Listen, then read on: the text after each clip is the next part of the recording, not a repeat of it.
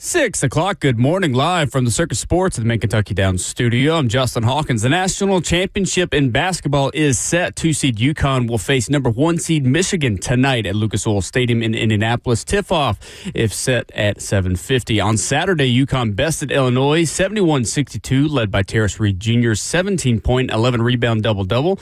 Then in the nightcap, Michigan dominated Arizona from the jump, winning 91-73. The Wolverines are the first team in NCAA tournament history to score 90-plus points in 5 straight games in a single tournament. On the women's side, yesterday, UCLA dominated South Carolina 79-51 to win the school's first women's national championship in basketball. Nashville Soccer Club suffered their first loss of the season on Saturday, 1-0 to the Chicago Fire. Nashville's back on the pitch tomorrow night. As the CONCACAF Champions Cup resumes, Nashville will host Club America in the first leg of 2 in the quarterfinals. Tomorrow's at Geodis Park with first kick at 7 o'clock. And the Nashville Predators, they regained their second wildcard spot in the Western Conference playoffs on Saturday after 6-3 win over the San Jose Sharks, led by Philip Forsberg's 2 goals and an assist. The Predators will take on the LA Kings tonight in LA with puck drop at 9:30 p.m. Central Time. The Predators and Kings are both tied at 81 points. For all your foundation repair and waterproofing needs, you got to go to USSTN.com. Breaking news at once on your home for the Titans involves. This is 104.5 The Zone.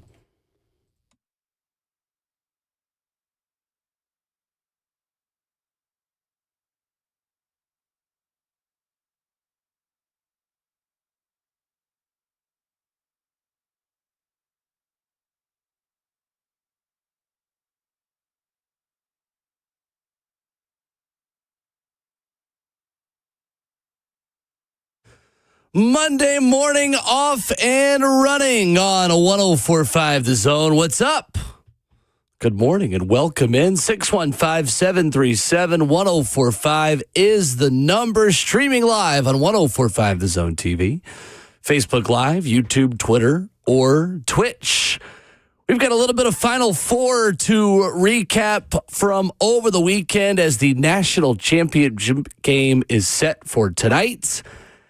This is also running back week and in a lot of ways running back day as we take a look at some options for the Titans with Stoney Keeley stopping by at 7:20. An early visit with Rhett Bryan, who's going to stop by at 9 o'clock this morning. We'll get both of their thoughts on running backs named Jeremiah Love and not named Jeremiah Love.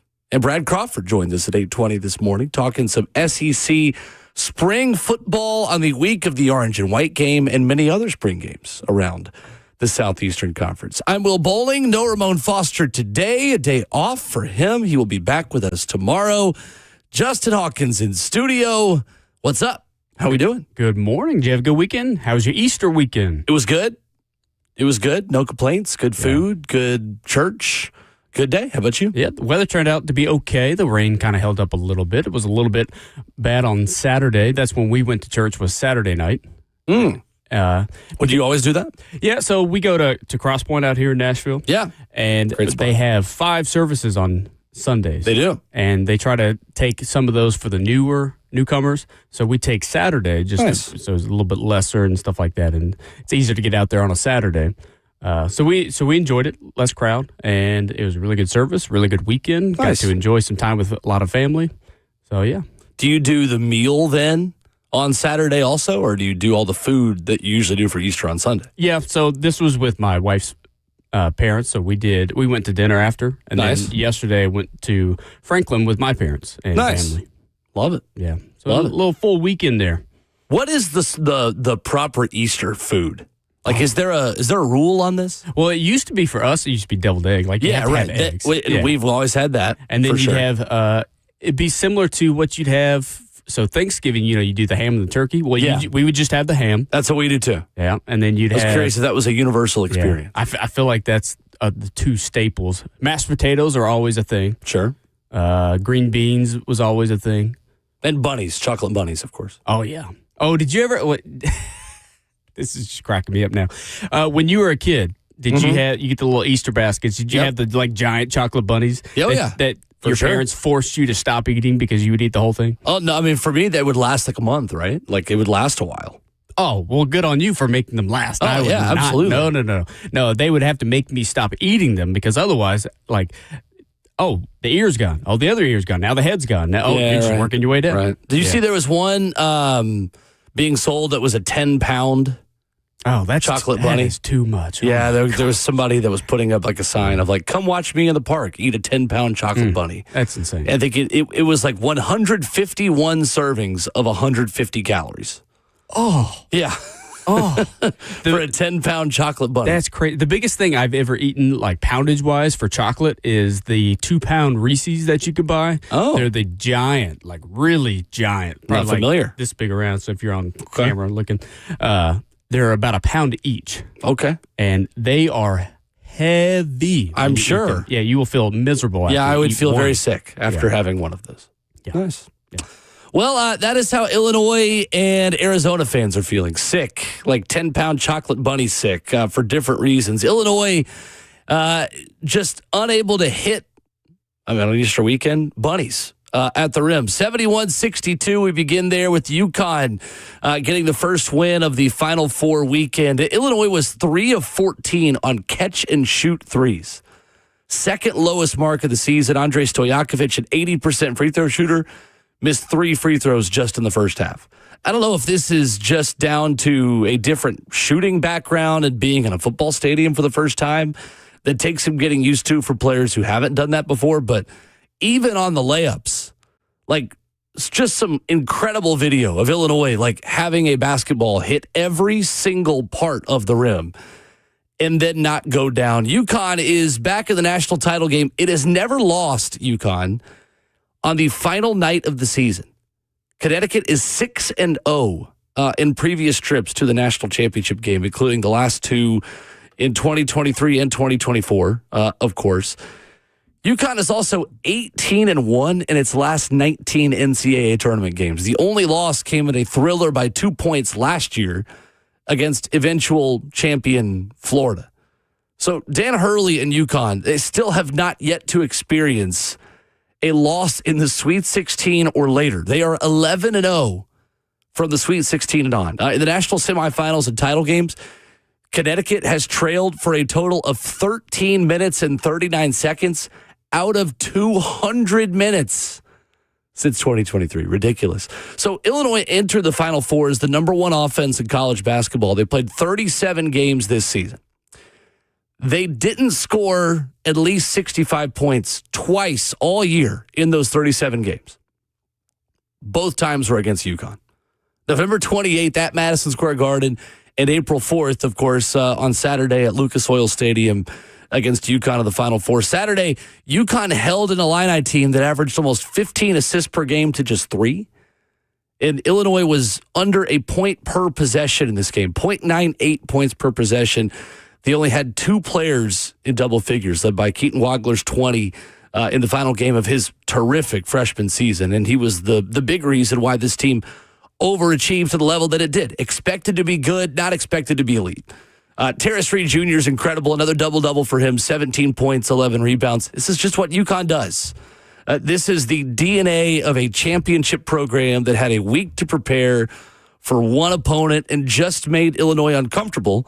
And honestly, I couldn't come up with one specific thing they did all that well other than just making Illinois make tough shots the entire night and forcing them into a lack of comfort on offense that Illinois always has no matter who they play. Yeah, that's what I was going to say. It just felt like Yukon was the better team in the paint and down low. They were just forcing these tough shots, but also Yukon was making the perimeter shots that Illinois couldn't make. And it's not even just the layups that Illinois wasn't making. It seemed like there was a rim on top of the already rim for Illinois. It just felt like this was Yukon's game from the jump. They played with comfortability. Terrace Reed Jr. is a monster, and Illinois just didn't really have much of an answer for him at all during the game. 91-73, Michigan over Arizona. A complete letdown if you are not a Michigan fan. A total disaster if you are an Arizona fan. How do you even judge this season if you're an Arizona fan? Because you finally made it back to the Final Four. You're there for the first time in 25 years. And then it's just a total beatdown once you get there. I mean, honestly, I can relate to this a little bit because this is how it felt being a Tennessee fan going to Ohio State a couple of years ago in the college football playoff. Michigan exposed Arizona's one huge weakness. Arizona was number 359 in three-pointers attempted among all Division I teams. And it didn't really matter the entire season because they were so big. They were so good at making twos. They were so good defensively. They were so good at making you play their style that they were good at shooting threes. They just didn't need to shoot very many of them. High offensive rebound percentage, solid defensively. There were plenty of different ways that Arizona could beat you without needing to make threes. But Michigan's newfound three-point success in the NCAA tournament has just made them a juggernaut. And Michigan finished this game 12 of 27 from three, where Arizona shot 6 of 17. Beyond the arc, for Michigan, I mean, it's just something that they've added to their game through this tournament. And I keep waiting for them to not make as many threes, and they just continue making threes.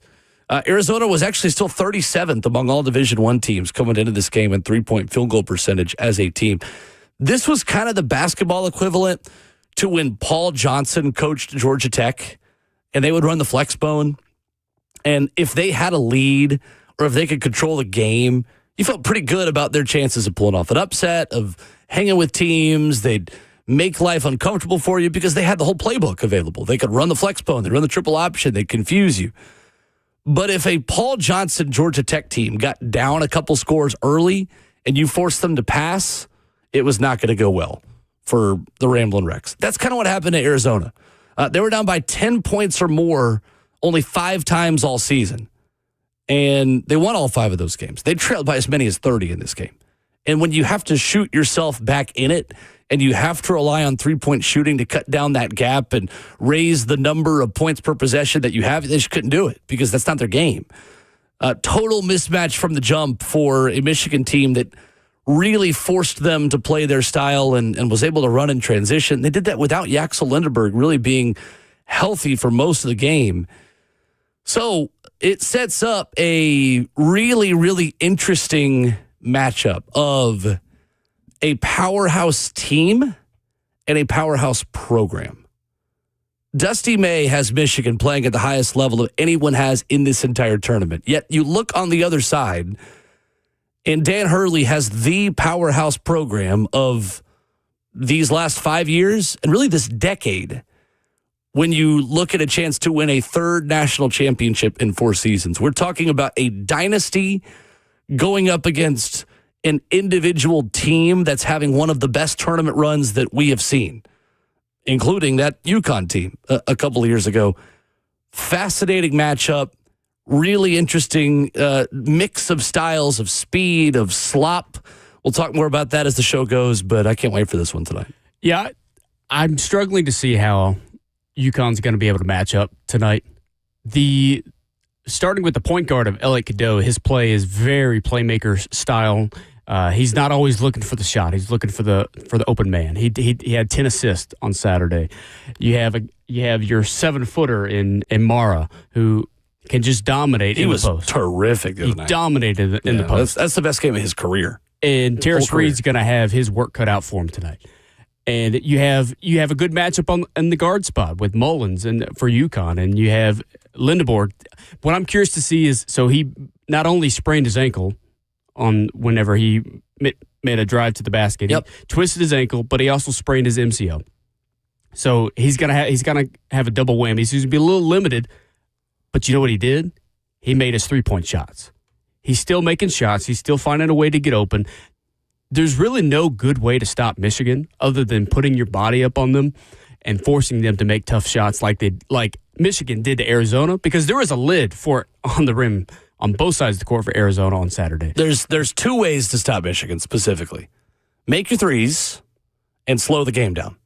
Yeah. Michigan's 0-2 this year in games with 63 possessions or fewer. There's just been no one good enough in transition defense to force them to play slowly. They've just been quicker than everyone else. Yeah, and that'll be the key. It's just going to be really tough to do so. They love to play fast, and it doesn't matter if you're trying to play slow. They will just pick the ball up and just speed down the court. And the way that they pass the ball, too, is clinical, right?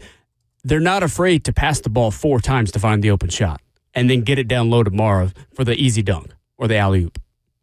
Six Gonna be one, tough. yeah, for sure. We'll talk more about it as the show continues this morning. 615-737-1045, live for the 1045 The Zone Circus Sports Studio. Kentucky's largest sports book can now be found at Circus Sports at Kentucky Downs. Coming up, there was an ESPN analyst that had a really interesting rebuttal to Titans fans who want Jeremiah Love. You'll hear it coming up next.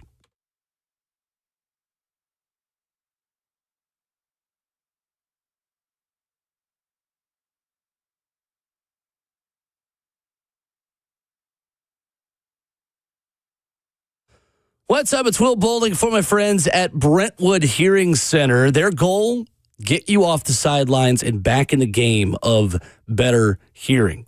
Maybe you're thinking about better hearing for yourself. You know that your kids, your grandkids, the people around you, your coworkers have told you, hey, you don't hear as well as you used to. Why don't you do something about it? Or maybe when I say better hearing or hearing challenges, you're thinking about that one member of your family. Maybe you saw them over the weekend who definitely can't hear as well as they used to, and you're having trouble convincing them to address those challenges. Well, I'm here to tell you that Brentwood Hearing Center is going to make the process so easy for you. They've got doctors of audiology committed to providing patients with the most recent hearing device technology. You're going to be able to demo certain technology that is going to make your eyes be open about the sounds that you have really been missing this entire time. You might not even know it. Call them at 615-377-0420 or visit them online at BrentwoodHearingCenter.com. They've also got technology which connects directly to your smartphone or your television. 615-377-0420. Find out what sounds you've been missing at BrentwoodHearingCenter.com. That's Brentwood Hearing Center. Better hearing, better life.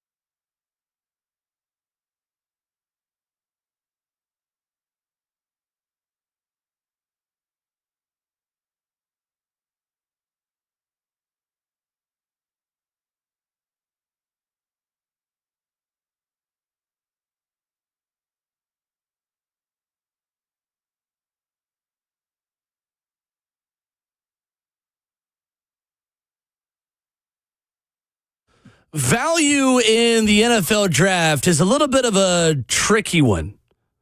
And on one side of things, you have conventional wisdom on which position to take. On the other hand, not every NFL draft class is created equally, is it? Ramon Will on 104.5 The Zone. Hour number one this morning, 615-737-1045. Open for your feedback. Who do you want? Jeremiah Love? David Bailey? Ruben Bain? Carnell Tate? Getting a little bit more discussion in Nashville. 615-737-1045 or in the Evident Bank chat on Facebook Live, YouTube, Twitter, or Twitch. So I think the draft board can speak to the Titans in a way that kind of changes the discussion on value a little bit. First and foremost, let's start with the options. To me, it feels like we are down to 4 choices in a most realistic scenario for the Tennessee Titans with the 4th overall pick. I am of the opinion that Fernando Mendoza will be the number 1 overall pick. That's not a very hot take. In fact, it's the coldest one you could possibly have. I'm also of the opinion that Arvell Reese is going to go to the New York Jets at number 2. To me, it feels like the NFL draft really, in earnest, starts with the 3rd overall pick with the Arizona Cardinals. And the Cardinals have been a team linked with Francis Maui Noah, the right tackle out of Miami. They are a team that has been linked to the top available edge rusher, whether that be David Bailey, the outside shot that Arvell Reese falls to them. Could they be the kind of team that jumps in the boat for Jeremiah Love? I doubt it. But a little bit more of a wild card, the Arizona Cardinals with the 3rd pick, simply because there are some teams, and we don't know if they're one of them or not, but there are some teams who don't really believe that Francis Maui Noah is a talent worthy of a top 5 pick or maybe even a top 10 pick, considering his deficiencies as a right tackle prospect and his maybe long-term projectability inside at guard. That's very, very rich to draft a guard. So that leaves the Titans with a couple of options that I think are at least narrowed down a little bit, because I would be very surprised to see both Arvell Reese and David Bailey here for them at 4. I'd be very surprised, just period, to see Arvell Reese. So Easton Freeze wrote at A2Zsports.com, leaving the NFL owners' meetings in Arizona, saying he feels like it's a 50% shot. Leader of the clubhouse still is Arvell Reese / David Bailey. And he writes, he's lumping them in the same bucket because, first of all, there's no chance both of them are there at 4 overall. He's got Jeremiah Love as the 2nd most likely pick at a 35% chance. And Easton writes at A2Zsports.com, this is probably 5 to 10 percentage points higher than he said he came into the meetings thinking. Mike Bergonzi's insistence that the Titans will take the best available football player regardless of what position they play certainly perks one's ears up. Love is the best or 2nd best player just about every board Easton says he's seen, and says I certainly think he's the top football player in this class. I tend to agree with him.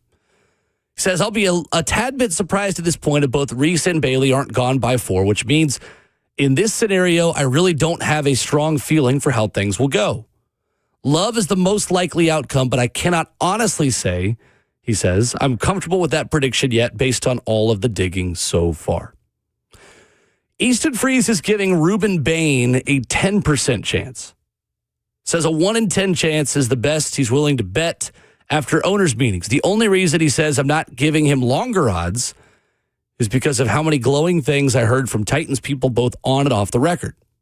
Titans brass seems to think he won't have an issue lining up as a wide 9 edge of the NFL, even despite his length and speed shortcomings.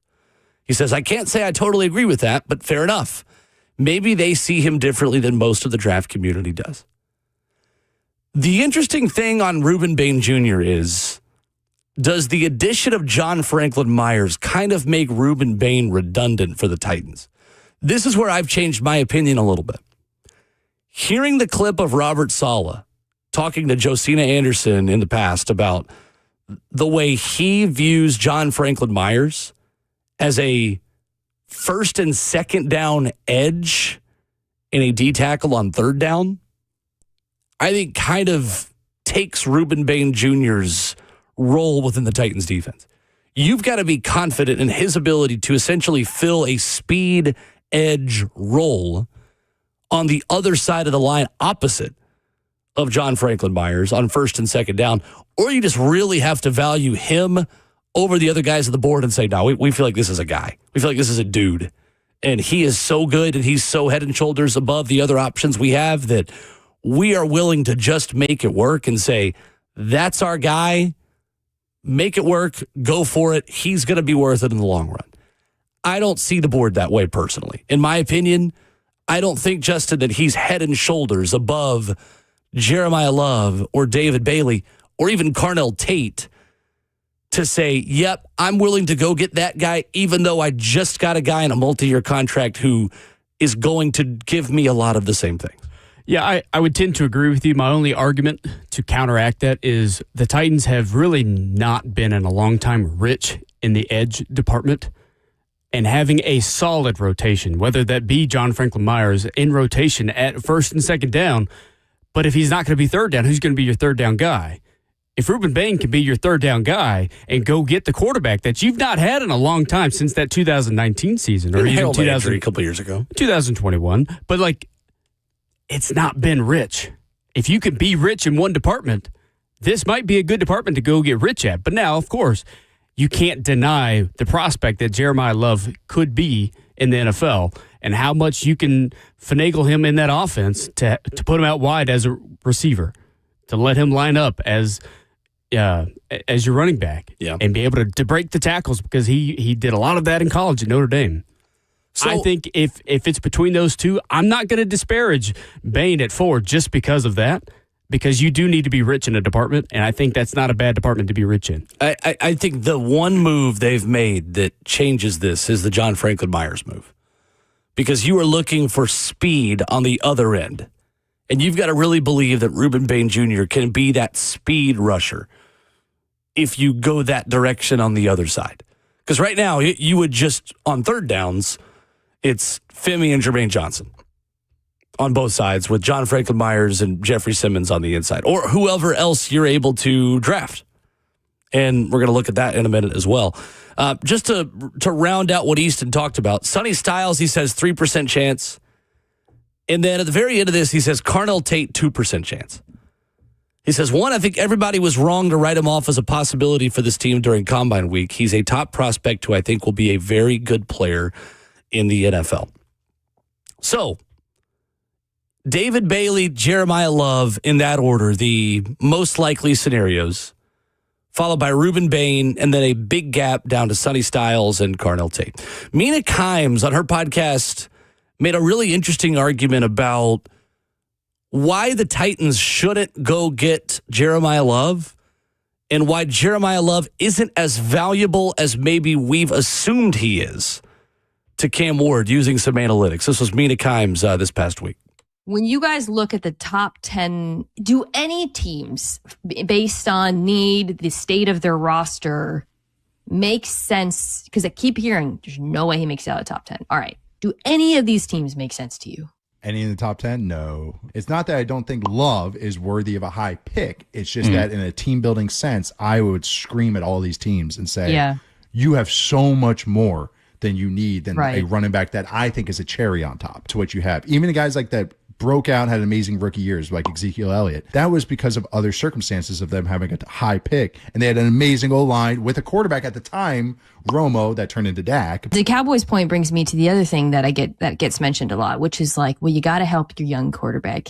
We are all on this pod Cam Ward fans, Titans fans. When you look back at the young quarterbacks, year 1 or 2, who broke out, and you look at the conditions, every single one of them, I made a list right now, had either a wide receiver 1, like a legit dude, or, and this is what you would say with the 2016 Cowboys, Dak Prescott, an elite offensive line. Very few of them had elite running backs, to be honest. It's wide receiver or offensive line. And then people say, well, he's a weapon. It's not entirely fair to limit this to EPA when you're talking about receiving. Last year, total receiving EPA, Christian McCaffrey ranked 34th, expected points added, which is basically looking at every single play and asking how much does this get you closer to scoring a touchdown. It's your most totalistic way to look at value. Christian McCaffrey was 34th behind Parker Washington. Bijan Robinson was 55th behind Ulick Ayominor. EPA per play, the highest ranked was Bijan Robinson, who was 85th behind Juwan Johnson. A pass-catching running back is absolutely useful. And if you tell me Kyle Shanahan's coming with him, maybe we'll have a different conversation. But by and large, this is not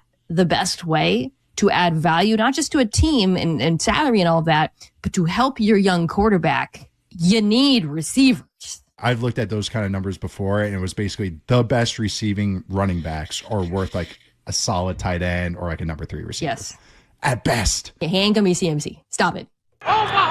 So that's Mina Kimes on her podcast with Danny Kelly and Nate Tice, the other two voices you hear there.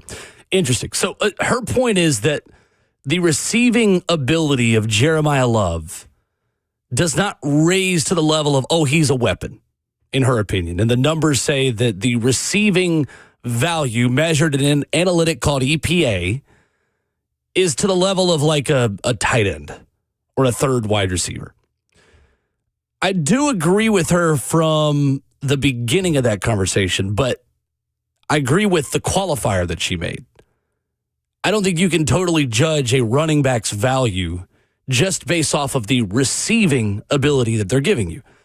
The receiving ability for Jeremiah Love is his cherry on top to what is otherwise a full bag of tricks and ways that he can help you as an inside zone runner, as an outside zone runner, as a player that will catch screen passes, the angle routes, the out routes, the choice routes. Like, there are so many different things that he can give you that I do think that's a little bit of a narrow focus to say, well, let's just look at EPA valued as a receiver.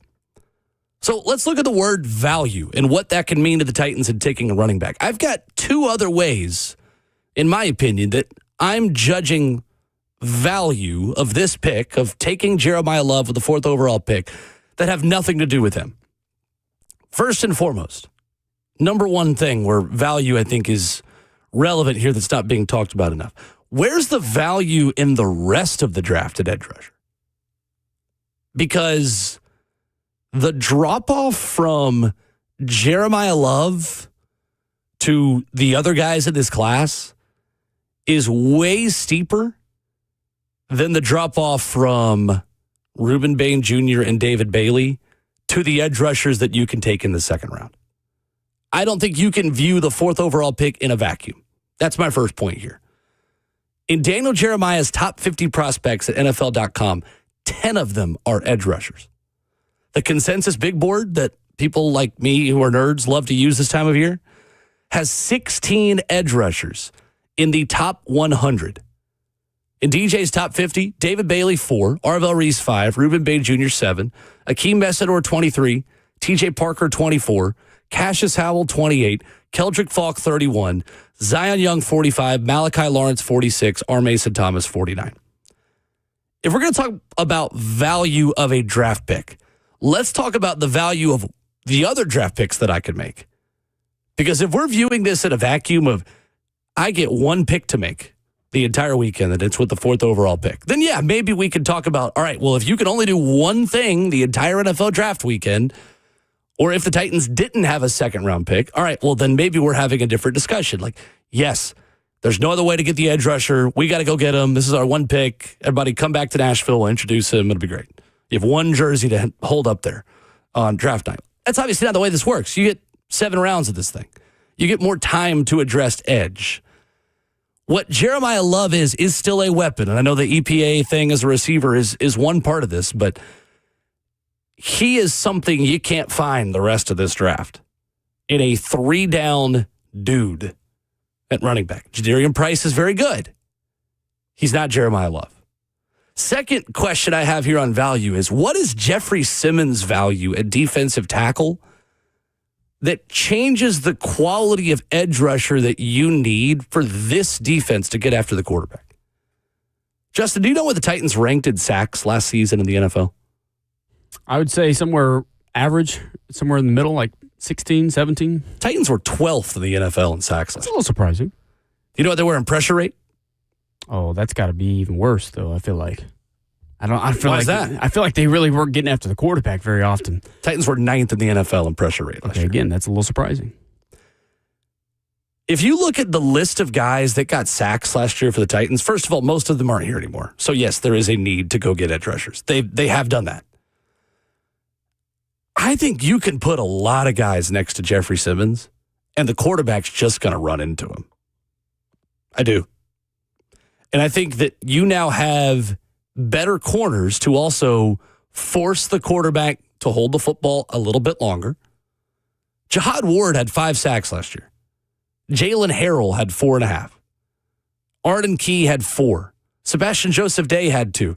Inside linebackers combined for 3 more. Defensive backs had 4 sacks.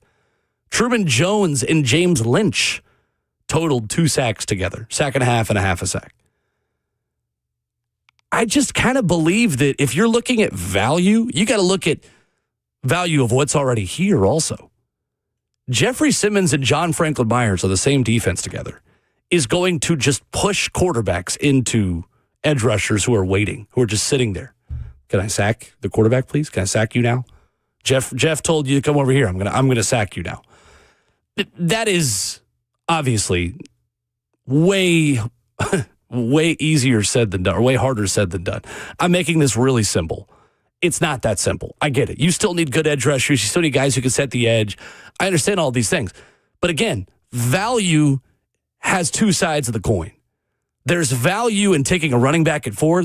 There's also other things that I can argue are more valuable, like Jeffrey Simmons on this defense. Like, hey, I can go find good edge rushers on day 2.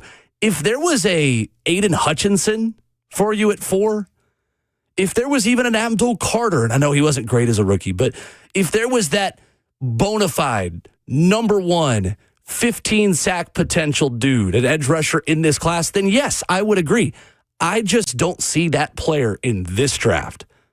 What I do see is a draft filled with pretty good edge rushers who can get after the passer that I can go find on night 2. That's why Jeremiah Love would be my pick. It's as much because of who else is in this class as much as it is what I specifically like about Jeremiah Love as a prospect. And to be quite honest with you, with the John Franklin Myers edition, I'm not totally convinced Carnell Tate wouldn't be my second option. And that was Jeremiah Love. That is exactly where I was about to go, because what do you value more on this team currently in terms of need? Because at the moment, you need edge rushers as far as depth goes. But what you do need is you need more receiver options and more offensive weapons. And I think you have to start more on the Carnell Tate side as far as what he can do in the offense, because you already have a good running back and a good, now trio of running backs that you can choose from. Kind of need more of the receiver option, but also the edge would be that day 2 that you're speaking of. I don't know if you really need that much more depth at edge rusher. John Franklin Myers, Jermaine Johnson, Jacob Martin, Femi Oladejo, Jalen Harrell. I mean, that's not a bad 2 deep today. But we don't know what Femi is. He's second round pick.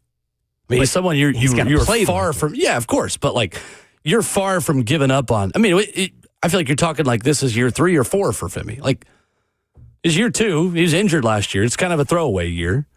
But he's going to have to play. He's got to develop too. It's not his position. He's not going to do that if he doesn't play. Yeah. 615-737-1045, open for your feedback. We'll talk a little bit of hockey as well when we come back.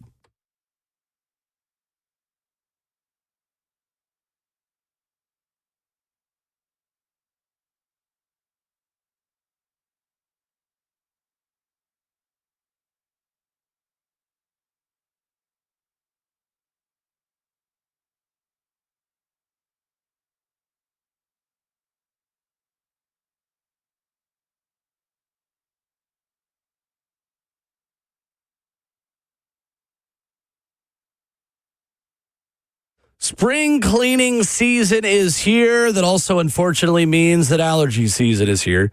What's up? It's Will Bowling for my friends at Zero Res. Carpet is the number 1 air filter inside the home. It filters out airborne pollen, bacteria. The most important thing to understand about carpet, filters out the bad stuff, but you have to keep your filter clean. You got to keep that carpet clean. And Zero Res does this better than any other carpet cleaner by not leaving harsh chemicals or soil attracting residue behind in the carpet. A clean filter, a clean carpet means you get a healthier home. Zero Res is the best carpet cleaner out there. They've got outstanding Google reviews you can go look up online. They're a smarter, lasting clean with no harsh chemicals, no soap residue, faster dry times, and everything's going to stay cleaner longer. Right now, get 3 carpeted rooms plus a hallway for $149 from Zero Res. You can get $50 off air duct cleaning as well. Some excellent deals online at ZeroResNashville.com, or you can call them at 615-535-9376. Zero Res. Spell it backwards or forwards. It's the right way to clean. 615-535-9376. And don't forget to ask about their air duct cleaning.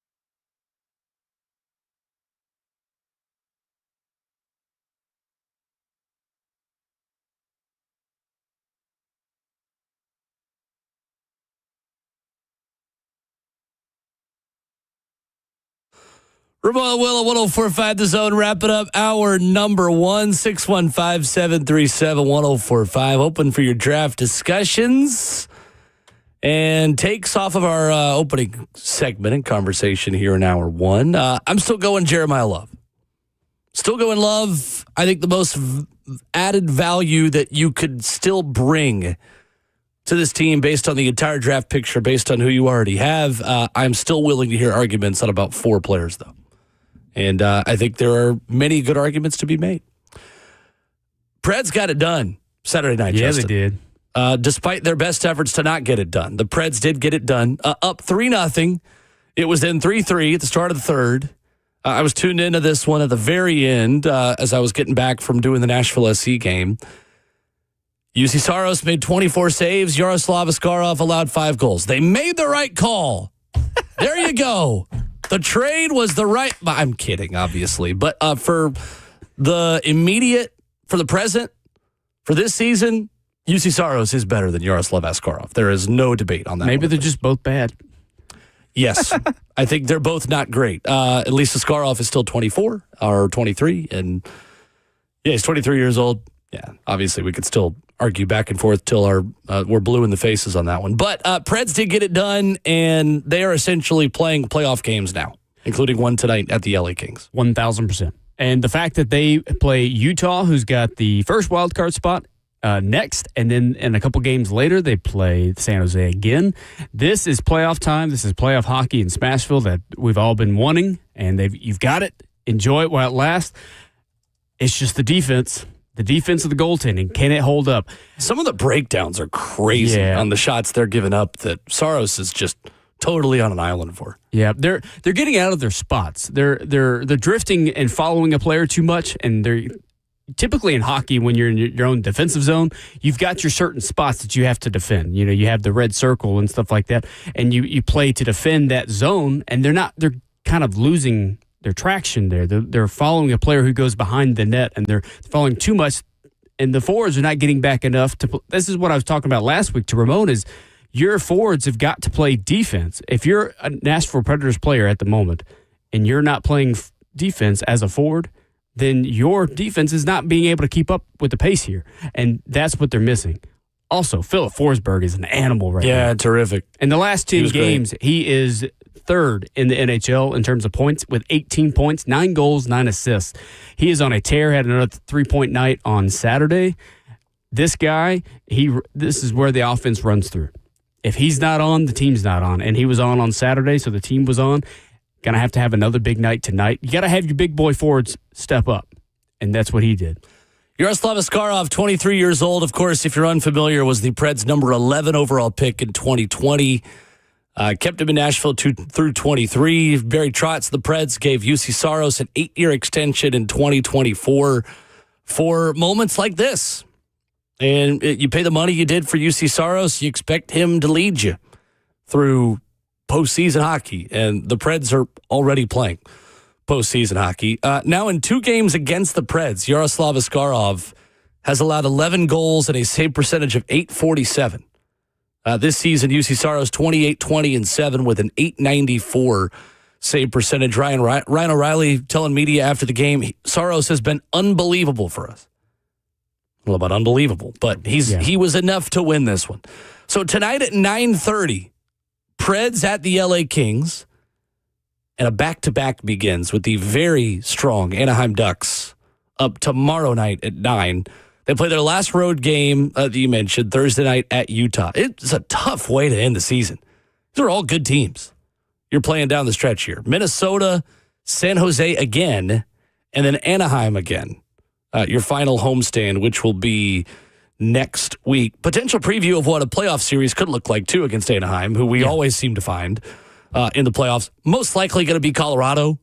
If you are able to jump Utah in that first wild card spot, you would obviously love to do that and avoid Colorado in the first round, and it would be Edmonton or maybe an outside shot at Anaheim at that point.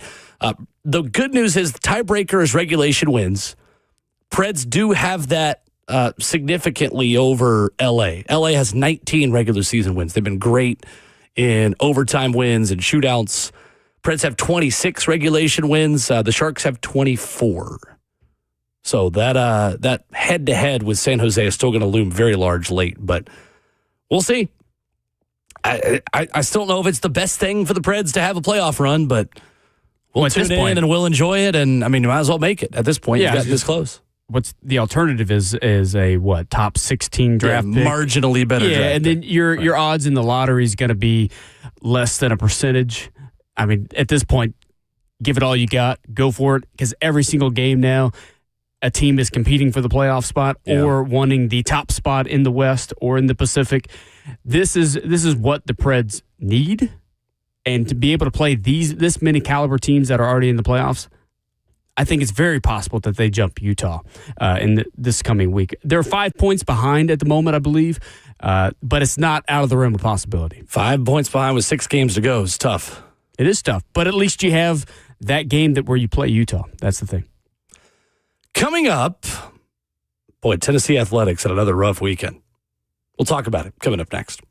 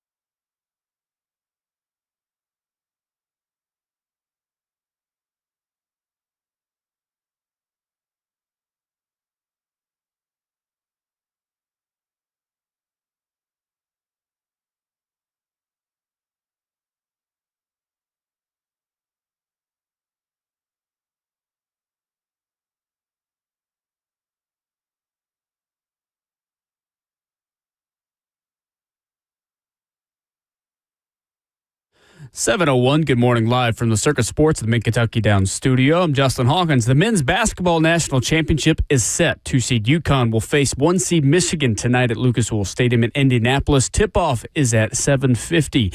On Saturday, Yukon bested Illinois 71-62, led by Terrace Reed Jr.'s 17-point, 11-rebound double-double. Then the nightcap, Michigan dominated Arizona from the jump, winning 91-73. The Wolverines became the first team in NCAA history to score 90-plus points in 5 straight games in a single tournament. On the women's side, yesterday, UCLA dominated South Carolina 79-51 to win the school's first women's basketball national championship. On Saturday, Nashville Soccer Club suffered their first loss of the season, 1-0 to the Chicago Fire. Nashville's back on the pitch tomorrow night as the CONCACAF Champions Cup will resume. Nashville hosts Club America in the first leg of 2 in the quarterfinals. It'll be at Geodis Park with first kick tomorrow night at 7. And the Nashville Predators, they regained the second wildcard spot in the Western Conference playoffs on Saturday after a 6-3 win over the San Jose Sharks, led by Philip Forsberg's 2 goals and an assist. The Preds take on the LA Kings tonight in LA with puck drop at 9:30. The Predators and Kings are both tied at 81 points on the season. For all your foundation repair and waterproofing needs, you got to go to USSTN.com. Breaking news at once on your home for the Titans and Vols. This is 104.5 The Zone.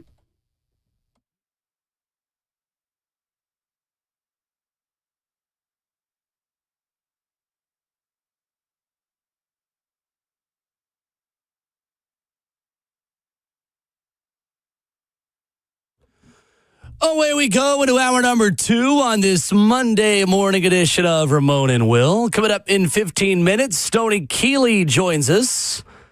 Talking a lot about running backs today. Stoney's going to do that with us in 15 minutes. The Jeremiah Love breakdown, the Jadarian Price breakdown, Emmett Johnson, Jonah Coleman, some other interesting names for the Titans if they do decide to go David Bailey or someone else at 4. We've got the names you need to know who could be Titans at the end of the NFL draft in Pittsburgh in just 2 weeks from Thursday. How about that? That is wild. We almost made it. Almost made it. End is in sight. Light at the end of the tunnel. We can smell it. You know where there's not a light at the end of the tunnel right now? Oh, tell me, Will. Knoxville. Oh, God. Yeah, it's bad. Tough weekend for Tennessee athletics. I feel like I've said that a lot recently. Tennessee loses the series to LSU after giving up 10 runs in extra innings. In one extra inning, 11 runs total. In extra innings yesterday against the Tigers, Tennessee was 1 strike away from taking the series. They also gave up a pop fly grand slam on Friday that had them lose the Friday game. And Josh Elander has got some issues up there for Tennessee baseball. Tennessee has now been outscored 37-15 from the 7th inning on in SEC play this season. These numbers courtesy of Eric Kane at VolQuest. This weekend alone, Tennessee was outscored by LSU 21-3 from the 7th inning on. In the last 2 weekends, against Vanderbilt and LSU, Tennessee went 1-5. They were walked off 3 times. They lost in extra innings twice. Tennessee has been outscored 29-8 from the 7th inning on. How about this one?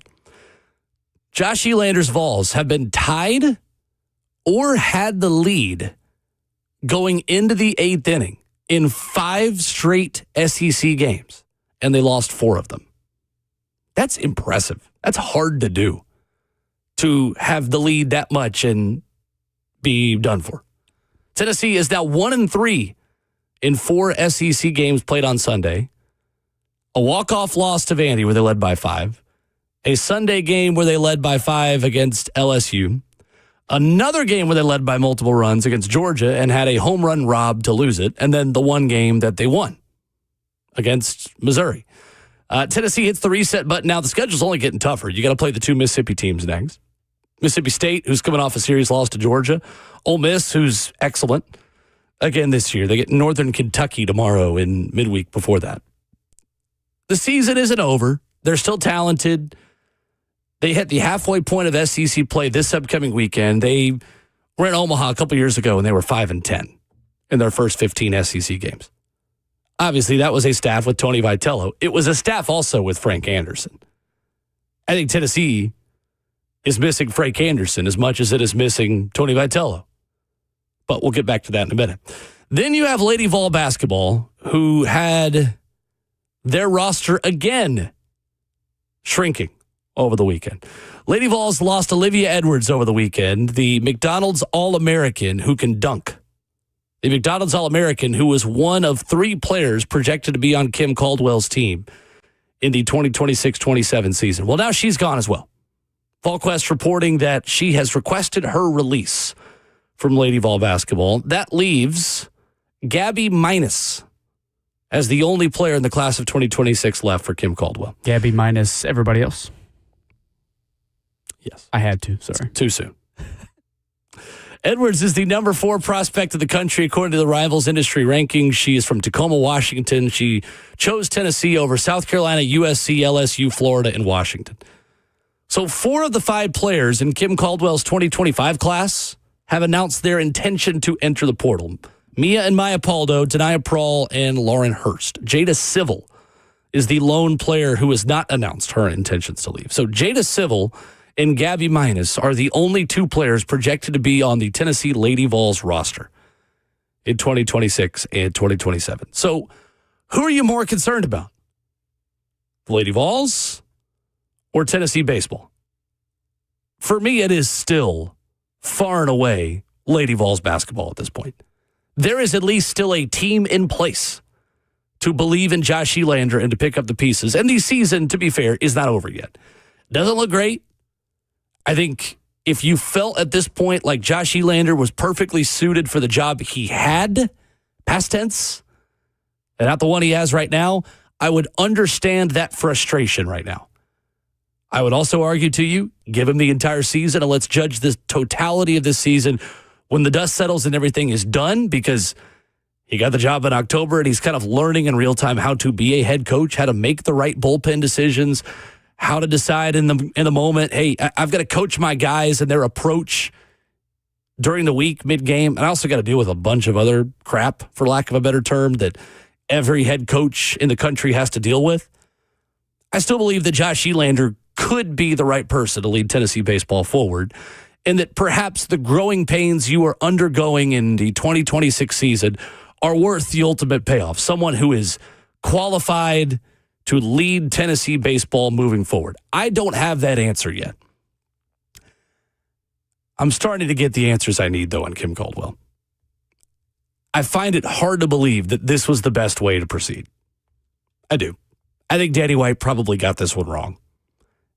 Because what can you really expect now from Tennessee Lady Vol basketball in 2026 and 2027 that is going to be almost all transfers for a program that last year did not have a good transfer portal class?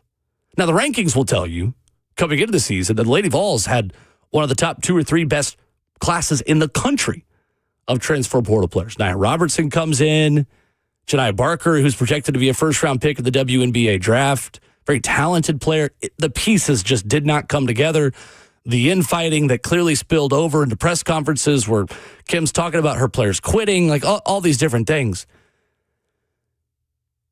The best way to be better in 2026 was by having someone not named Kim Caldwell on the sideline. Again, you are now projecting. You are looking forward on one hand and saying, you know what? Take your lumps, figure it out for this season, but I still believe in this person. I still believe in this program vision that Kim Caldwell has. It better be a specific vision. It's either that or Danny White didn't want to pay the buyout. And to say, you know what, money is tight right now. I don't want to pay this buyout. Give it another year. Let's move forward to the next offseason and have different conversations. You got one more shot. Well, how can you make the most of that shot when no one's on the team?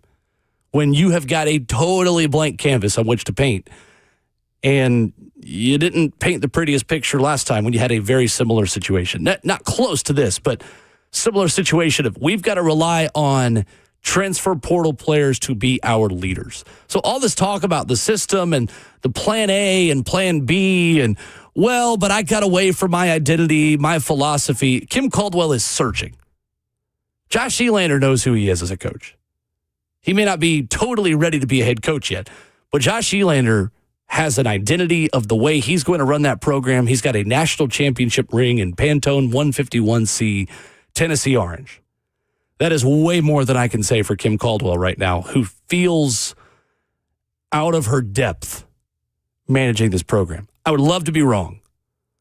But as of today, it looks like Danny White and Tennessee made the wrong decision in bringing her back for another season. Yeah, I think for Elander, you're kind of dealing with the same system as Tony Vitello has left, and you get the assistant coach who can kind of establish that same system, not really changing anything other than who's the head voice in the room. But on the other side, for Kim Caldwell, she sold you on a vision, but what you can't do is look at her and say, okay, what's your next vision? Well, your vision just left.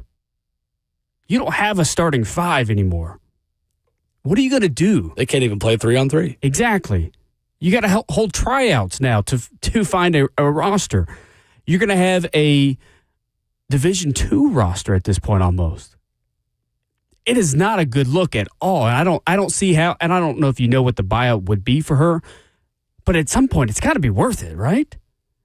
To go from one of the top programs last year and the year prior when she's having some unbelievable success to fall off a major cliff.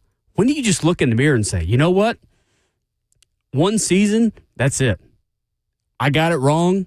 I thought you were the person. You are not the person for this program. It flipped on a script. Yeah, it flipped quickly from the second half against Yukon to now.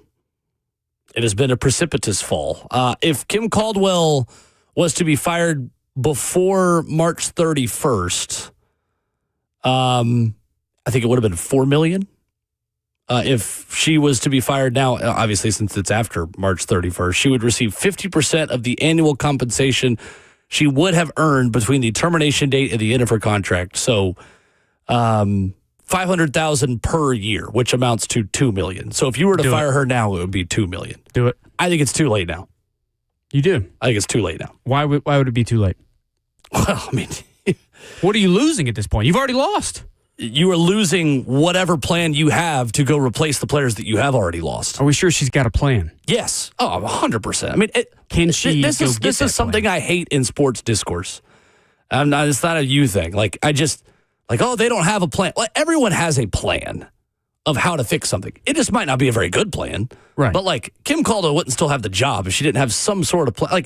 They've got players on a whiteboard in her office that they're going to go try to pursue in the transfer portal. 100% chance. Now, can you get them with all the noise around your program? That's a different conversation. But to me, at this point, I think it's too late for this cycle to make a move. I think that would be the wrong decision. I think that would be doubling down and making another wrong decision. You've made your decision now, if you're Danny White. Now you've got to live with whatever the consequences or whatever the rewards are going to be.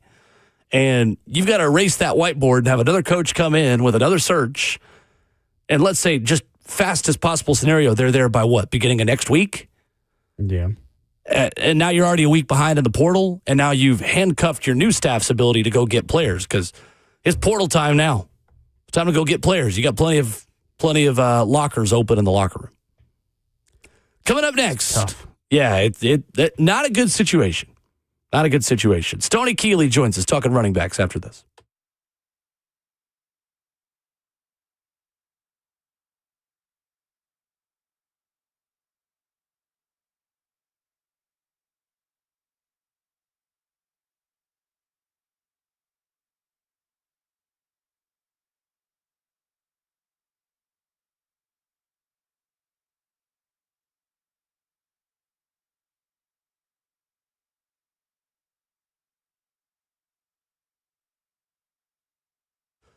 What's up? It's Will Bowling. Do you have a plumbing issue at home?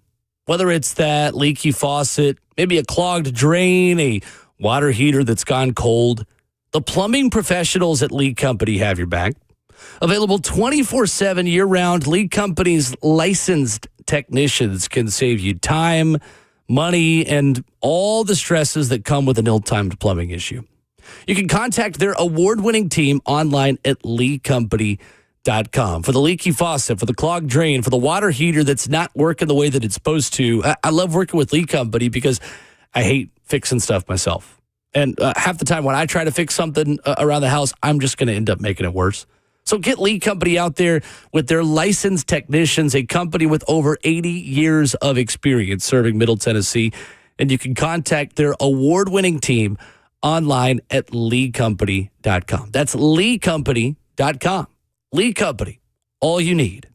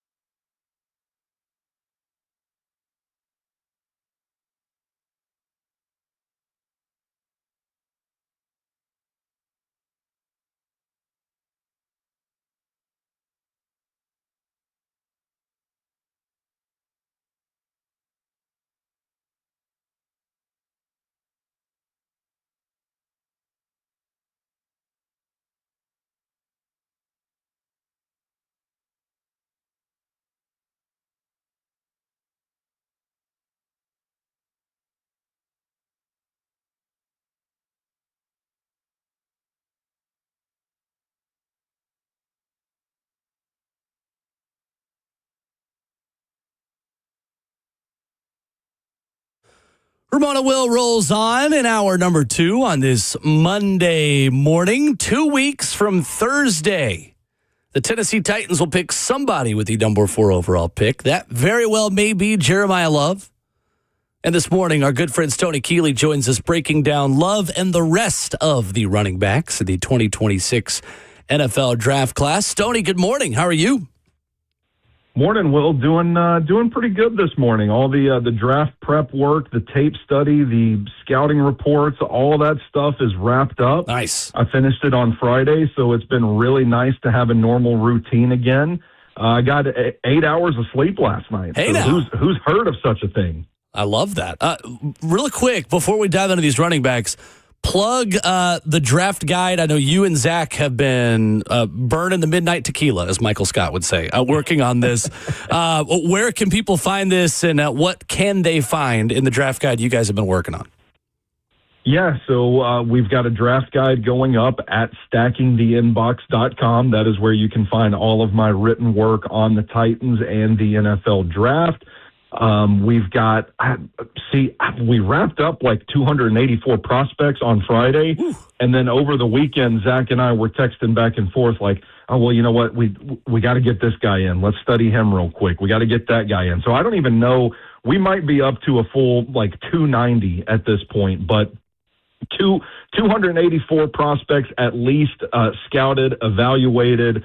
You get the Titans fit ratings, which Zach has designed a unique algorithm that kind of compiles all of the players that have been selected as a part of the people associated with this front office, with this coaching staff, and it kind of spits out a sort of archetype for what we expect the Titans to be looking to match in the draft and how this class stacks up against that archetype. So very Titan-centric draft guide. We put a lot of work into it, film study, analytics, data profiles.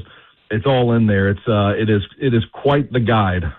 I love that. Stoney Keeley with us, Football and Other F Words, Stacking the Inbox, where you get his work on the Titans and on the NFL draft. So let's start at the top, of course, Stoney, with Jeremiah Love at 6 foot, 214, the Doak Walker Award winner, leading the FBS with 8 plays of 20-plus yards last year. Obviously, this fan base is very taken with Jeremiah Love, as they should be, and I put myself in that category as well. What about Jeremiah Love then, Stoney, to the Titans fit part of this equation makes sense here at 4 to you? Yeah, and I think that's where I'm at as well, Will. I think I'm with the Love at 4 hype train. This is a really special player that I had trouble finding any real weakness in his game. And in fact, like the one nitpick that I have in my evaluation is that I felt like there were a couple of times he was a little too patient with his takeoff, like kind of waiting for the blocks to set up a little too long and maybe got tackled from behind, something like that. But otherwise, it's a really complete evaluation for Jeremiah Love. I think this is a guy that is a blue chip player. I do think the more I've watched and sat on it, I do think he's the best player in this draft. And I know he doesn't play a premium position, but if you just lump all of the playmakers into one bucket, so we're going to throw Jeremiah Love in there, we're going to throw Carnell Tate, Jordan Tyson, let's even put Kenyon Sadiq, the tight end out of Oregon, in there. That's what the Titans need. They just need fireworks. They need fireworks from somewhere. Even in that class of guys, Jeremiah Love is a level above everybody else. So if you have the opportunity to take that guy, whereas if you take a Carnell Tate is not all that much better than the guy you could potentially get at 35. And Kenyon Sadiq is not all that much better than the guy you could probably get at 66, so to speak. So when you have the opportunity to, you take the blue chip player, you take the fireworks show, you take the guy that is going to have an exponential impact on the offense. And I've said it on here before, just because you say the Titans need a wide receiver 1 doesn't mean those wide receiver 1s are just out there for you to go pick, take your pick of the litter. When you have the opportunity to take the blue chip player and what he could do dynamically to help this offense, that's where I think the Jeremiah Love complete eval comes into play, where you say, We take this guy. He's going to be a spark plug for our offense, and I can rest my head on the pillow at night with no questions knowing that we've got a thoroughbred. Stoney Keeley with me this morning talking NFL draft running backs. And Stoney, I'm with you, too, on the value part of it, because I feel like people only tell one side of the value story of, hey, this is the position you are taking at 4 or not taking at 4 as it pertains to edge rusher or wide receiver. But I think they also forget where the value is of the rest of the draft, to your point, because Daniel Jeremiah has got 10 edge rushers in his top 50 prospects right now. The consensus big board has 16 edge rushers in the top 100 of this draft. Is that a relevant conversation to say, hey, look, yeah, this might not be the value pick at 4, but let's also look at the opportunity cost of not taking an edge at 4, which is really not that big considering there's not an Abdul Carter prospect. There's not an Aiden Hutchinson maybe in this class. There are good guys. There's not that 15 to 20 sack potential maybe player, but hey, we can go get Zion Young or R. Mason Thomas or different players on day 2 that are marginally not that different than what we're going to be able to get at 4. But hey, Jeremiah Love, very different from whatever you're going to be able to get the rest of the draft at running back. Is that relevant at edge rusher to you to kind of help boost Love up as the best possible option here? Yeah, absolutely. I think that's the exact conversation to have, Will, because I like David Bailey. I like Reuben Bain, and I like Arvell Reese, all for their own reasons and what they bring to the position. But you're going to have to take those guys at 4. 2 of those guys might not even be there for you to select at 4, by the way. We haven't even talked about the potential for Reese and Bailey to go 2 and 3. So you've got to kind of look at it from a prudent team-building standpoint. And to go back to what I said a second ago, it's like you could put Love in the same conversation as the wide receivers and the tight ends and just call them playmakers. And it's still like the guys you're going to get on day 2 and 3 at those positions are still not anywhere near the level of prospect that Love is. So when you're looking at the edge rushers, you could get a guy on day 2 or even day 3. It's that deep. That is going to come in and be a serviceable addition to that rotation. I will say I feel like the Titans have done a pretty good job stacking bodies, reshaping that defensive front through free agency. I don't necessarily think that the need is as urgent as others do. So I think you could even wait till 66 and start looking at guys like Derek Moore out of Michigan. So I do think that's part of the conversation with edge rusher, with wide receiver, of which we have 50 wide receivers in this draft guide that's coming out. Wow. 50 wide receivers. It is the deepest class that I've ever written about, that I've ever scouted.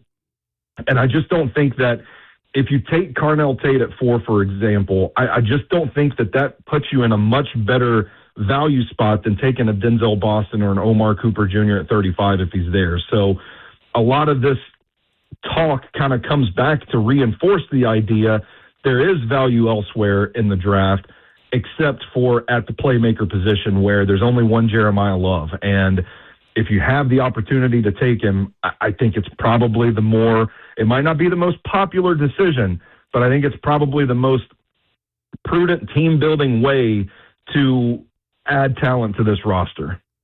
Stoney, who is running back 2 for you in this draft class? Yeah, so I have his teammate, Jadarian Price, out of Notre Dame. And it's kind of crazy, too, on Love to think, like, man, everything that he did as part of a timeshare in the backfield, splitting reps with Jadarian Price, who is good in his own right, but, man, things really kind of fall off a cliff from Jeremiah Love to Jadarian Price at number 2. I think there are only 3 top 100 caliber running backs in this class. Jadarian Price is probably going to be, I think he's somewhere in the 70s or 80s on my big board. He's a good player, really good contact balance. He's really good between the tackles. I think he's kind of a straightforward kind of rusher. He's kind of like a throwback old school running back. He's got speed, but it kind of takes him a few steps to really turn the corner on those outside runs. He doesn't seem to have a second gear whenever he gets into the open field. But like I said, I like the contact balance. I think he's a guy that is is built to have a pretty steady workload, and it's just not the dynamic. And the reason I'm tilting kind of negative here is because I hear so many people that say, well, if it doesn't make sense to get Love at 4 when you can get Jadarian Price at 66. And that's where I'm like, no, man, they're two different running backs. So I do think this is kind of a weaker class overall, but you're taking a big step from Love to Jadarian Price. Stoney, Mike Washington from Arkansas certainly raised some eyebrows running a 4.33 at the combine at 6'2", 228 pounds, over 1,000 yards last season, 17 carries of 15-plus yards. Not as dynamic of a pass catcher, tied for 99th at FBS with .99 yards per route run a season ago. The consensus big board has him 68th. Where are you at on Mike Washington as a potential backup option for the Titans if they don't go Love at 66? Yeah, I like Washington quite a bit. I think he's probably the most interesting prospect out of this class, not named Jeremiah Love, because the testing was just off the charts, just kind of unreal. And this guy looks like an athletic freak. My issue with Mike Washington Jr. is that you don't always see that on the tape. And that's where I'm kind of concerned is, like, where are the ingredients not coming together for this guy to be dominant? And that was the thing that I think was missing off of his tape, was that you've got this guy that has this speed, that has this frame to just be this dominant force, and he wasn't. I think there are questions with the vision, the timing, like when to cut and take a run upfield. Some of that stuff looks a little sluggish. It's not always clean, fluid, and natural. And I think that's where you see a certain flow state with the Notre Dame running backs. I think that they're also really good in pass protection as well. Those are things that kind of differentiate Washington from the top of the class to me, because it's like, okay, well, what are you really getting? Like, he can hit all of the metrics and all of the testing numbers in the world, but ultimately, if there are issues that cause him to be a little clunky on tape, there's a disconnect. So how do you tap into that skill set more consistently? And it could just be, better system, better opportunity, maybe an offense that wants to lean into his skill set a little more. I don't know, but there's just something there that didn't kind of line up between the testing and the tape for me, and that's why he's number 3 on my list. But I think at a certain point, teams that miss out on Love are going to look at Washington as probably the most high upside running back in this class, and I think he probably is going to end up going somewhere in the 50s or 60s, because there's not a whole lot of depth to this running back class. And if you want a guy that has a chance at being a real difference maker at the next level, you're probably going to have to get one of these top 3 guys. Stoney, on day 3, there are some interesting names here. And Emmett Johnson, who doesn't have the eye-popping athletic score, but has eye-popping production with nearly 1,800 yards of total offense last season at Nebraska. You've got Katron Allen, who leaves Penn State as the program's all-time leading rusher with 4,100 yards in his career. His teammate Nick Singleton, Damon Claiborne, Kalen Black, who didn't get a combine invite and then just lit it up at Indiana Pro Day. For the Titans, though, specifically, if they were to wait until day 3 to find another running back option, is there a fit that you like the most above the others? One or two guys you think would make sense? Yeah, so I kind of feel like the mold they're looking for is kind of the traditional bell cow kind of guy. That's kind of what's missing from their running back room right now, is that, just broad-shouldered, tough runner kind of guy. I like Katron Allen out of Penn State. I've got him right behind Mike Washington. There's something about that Penn State offense. No offense to Penn State fans. I'm not trying to take shots this morning, but something about that Penn State offense makes everybody in it look worse than they actually are, unless they're an offensive lineman. So it's like, fair. It's kind of hard to get a read on what Allen's ceiling really is, but I love the way he's built. I think he's a smooth accelerator.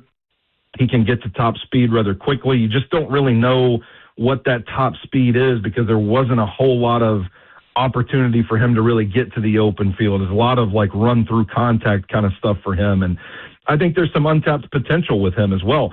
I wasn't the biggest Emmett Johnson fan. I had trouble getting anywhere with him. I think there's a lot of, listen, I appreciate the hard charging nature of his game. He's going to run right into the hole. It doesn't matter if there's somebody there or not. I get it. I appreciate that.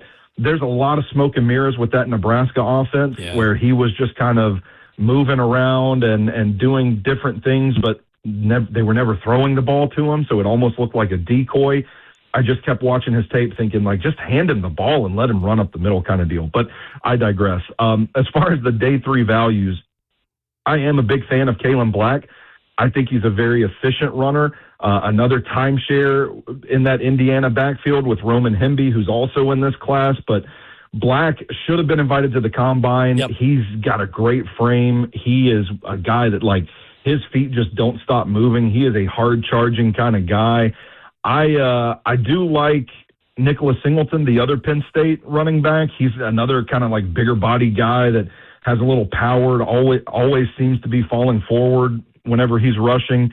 And then I do want to mention day 3 fits. I think above them all, I really like this kid, Robert Henry Jr. out of Texas San Antonio. I mean, he really seems like a running back's running back to me, and he's got some gaudy stat lines, 177 yards and 2 touchdowns against Texas A&M from Texas San Antonio. I mean, that's a pretty good number right there, but he's a guy that keeps the feet moving, stays on balance through traffic, plows through holes to find the open field, has a second gear, maybe doesn't have a third gear to really pull away, but the speed is adequate. It's good enough, and he's a guy that I don't think I ever saw go down upon first contact. So that's a dude that I look at. Maybe the size is not elite, maybe the speed is not elite, but it's very adequate. He's going to be a value for somebody. He's one of the few guys in this class that I think has real workhorse potential in the NFL.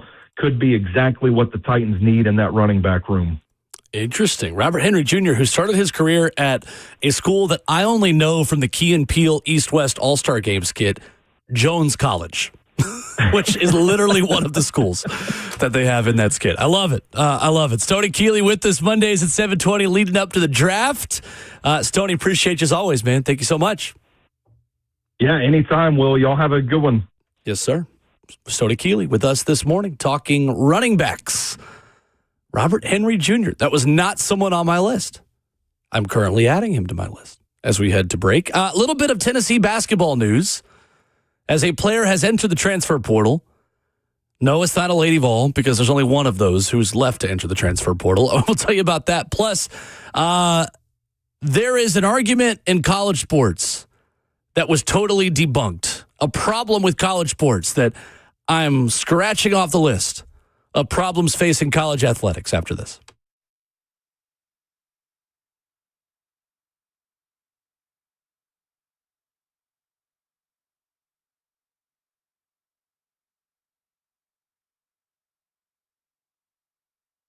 Credit card interest rates are now over 29%, and most people are only making the minimum payments, so they're getting nowhere. Hey, it's Will Bowling, but here's what many homeowners don't realize. Using the equity in your home, you could easily access hundreds of thousands in cash.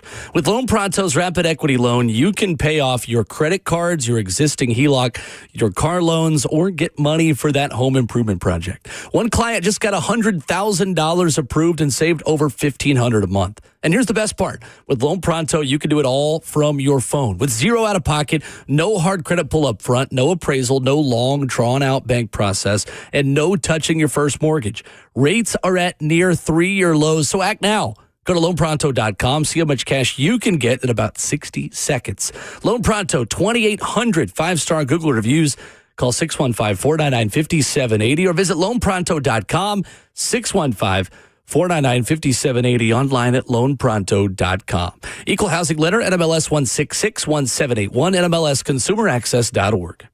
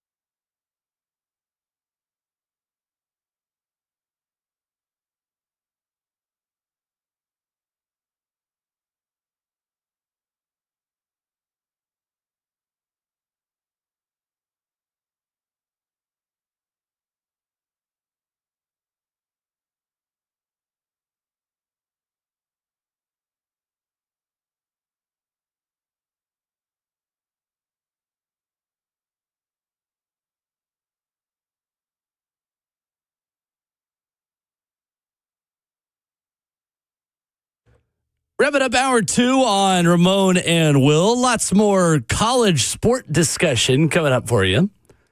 We'll preview tonight's national championship game here at 8 o'clock. Brad Crawford of 247 and CBS Sports is going to join the program at 8:20. Talk some SEC spring football. Remember when West Coast Big Ten teams were in big trouble because they had to fly across the country a few times on really nice planes and stay in really nice hotels and eat nice food and have tutors help do their homework for them, and they weren't supposed to be good at anything? Oh. UCLA wins the NCAA Women's Basketball Championship yesterday. 79-51 over South Carolina. Another victory for the Big Ten. Another victory for a UCLA team that went 37-1 and just absolutely smoked South Carolina from the jump in this game. South Carolina shot 29% from the floor, 18 of 62. Gamecocks were 2 of 15 from 3, turned it over 14 times, were out rebounded by 12. At one point, UCLA led this game by 35 in the national championship. I thought that they had to fly a long way, though. Well, it was in Phoenix. Final Four was in Phoenix. Once you get on a plane, you're worse at sports, right? This was always insane, and I am more than happy to take the victory lap on this. This idea that West Coast Big Ten teams, and I'm kind of talking to Mick Cronin here too, the head coach of UCLA men's basketball, because he complained about it a little bit as well. We always talked about it here, talked about it nationally. I'm just like, it's just that travel. Just imagine having to go to Piscataway on a Thursday and then play Penn State on Sunday. Like, these aren't multi-million-dollar athletic departments who have their players up in pretty nice hotels. Like, what are we talking about? UCLA has now won the NCAA Women's Basketball Championship, and their baseball team is number 1 in the country. I believe they won their 24th straight game yesterday. Maybe instead of making excuses for the 18 to 24-year-olds who are in world-class shape, we just let situations play out a little bit before clutching our pearls just because change has happened. Not all of the change that's happened in college sports is necessarily bad. I would argue if you're a UCLA fan, you think this is great. The Big Ten has given you a lifeline. It's given you relevance again in sports that you were not relevant in when you were a member of the Pac-12, which is now essentially Mountain West Plus. So this idea that travel has totally taken away the ability for programs that aren't football, because I think even a lot of the discussion was, all right, well, like, football will be fine. It's only 1 game a week. They'll make it work. But like these other sports, like women's basketball, that's going to be tough. They don't have as many resources. Well, it's almost like the Big Ten TV contract, though, allows you to have those resources and allows you to stay at nicer places and do nicer things and take more care of your athletes and recruit a higher quality athlete as well. So I think we got to put the travel thing to bed. I think we've got to. Different sports have different challenges. I get it. There is enough money in college sports. There are enough real problems in college sports for us to not make up ones and project those that don't actually exist. UCLA, I think, has totally debunked this. Not saying it's totally easy to do all that travel. Like, it is what it is. But also, when you have more resources to get better players and give those players more resources to succeed, the travel thing is just kind of over here to the side, an excuse that I don't think you can really use. Yeah, when you have top shape athletes, like, you telling me you can't get off a 3-hour plane trip and get loose? I think it's more for the coaches who get stiff on the plane ride, who get off and their joints are all stiff and they're all achy and breaky, and they are the ones that are struggling more through this than the athletes are. I mean, give me a break. There were two groups of people that were complaining most about travel for West Coast Big Ten teams. College coaches that don't like change. Exactly. And fans of Pac-12 teams that were sad the Pac-12 ended. Right. The athletes are just... Those were the two groups of people that were very loud when all this happened. The athletes are playing the games. The ones who really need to play the game are playing the games and are not having much issues with it. Give me a break. It's impressive, though. 37-1 season for UCLA. Yes. First women's basketball championship. Congratulations to them. Another win for the Big Ten. Another win for the Big Ten. Yeah, Big Ten they're on a heater. They're rolling. And might get another one tonight. Very well might. I think they probably will. that we're going to preview coming up here in just a minute. I did enjoy, though, the Don Staley and Gito beef over the weekend. Brad Crawford, a South Carolina guy. We'll talk with Brad about that, and he had a very good take on it. Stephen A. Smith, by the way, who did not have a good take on it. Talking about how is the best coach in the history of this sport acting like this? Oh, buddy, that's Pat Summitt. Yeah. You don't get Gino without Pat Summitt. Yep. Clarence Masamba is entering the transfer portal for Tennessee men's basketball. Not surprising. I've got that at meaning Tennessee has 3 spots left still open. Masamba was a freshman last season from France, played very little for Tennessee this season, played more early than he did very late in the season. And with Tyler Lundblade coming in, with the expected departure of Nate Ament, you've still got all your needs on the board, aside from shooting guard that you've addressed with Tyler Lundblade, the Belmont transfer. So you now have the ability with Cade Phillips leaving and with now Masamba out as well. You've got room to get your point guard, a wing, and a rim protector. And rim protector just got a lot more important with Cade Phillips entering the portal over the weekend as well. Not totally shocked on that. I'll be interested to see if anybody else goes, if anybody that Tennessee would really love to keep goes. I think JP Estrella is the one I'm watching there. I have no insider knowledge on that. I'm not an insider on this. I'm just speculating because there are not a lot of guys that can score at that height and at that size the way JP can. Is someone else willing to pay more of a premium for that and kind of live with the defense with him? More so than Tennessee remains to be seen. But Clarence Masamba, the next named into the portal, that reported by Joe Tipton just a few minutes ago. What you got? I think Tennessee could be in a good option here for center because of Felix Akpar and the role that he's played in the Tennessee offense and just how much of a player they could get on the open market to fill that role because of you're going to play a lot. If you can block the ball and you can get these offensive rebounds that Tennessee so covets very much, I think there's a really good opportunity there to get a really good high-caliber player. 615-737-1045, previewing tonight's national title between Michigan and Yukon after this.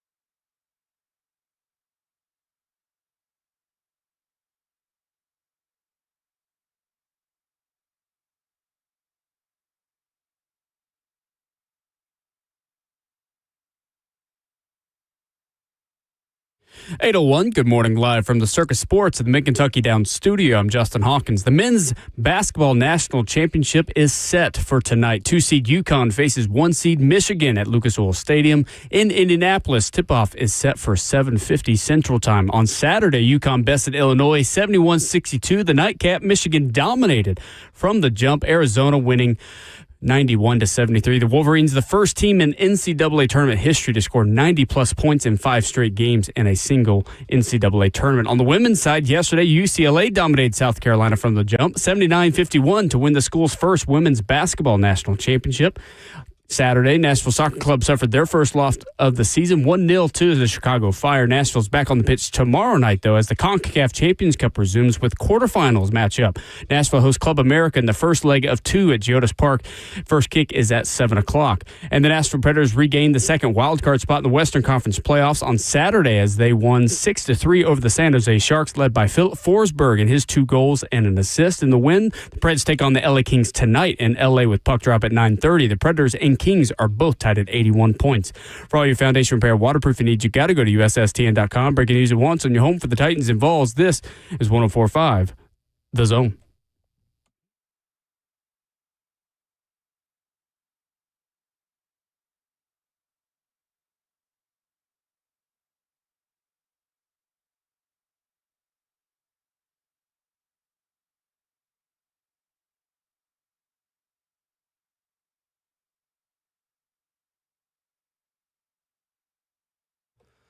Second half of the show and hour 3 getting started on a gorgeous Monday morning. Hope you had a great Easter weekend.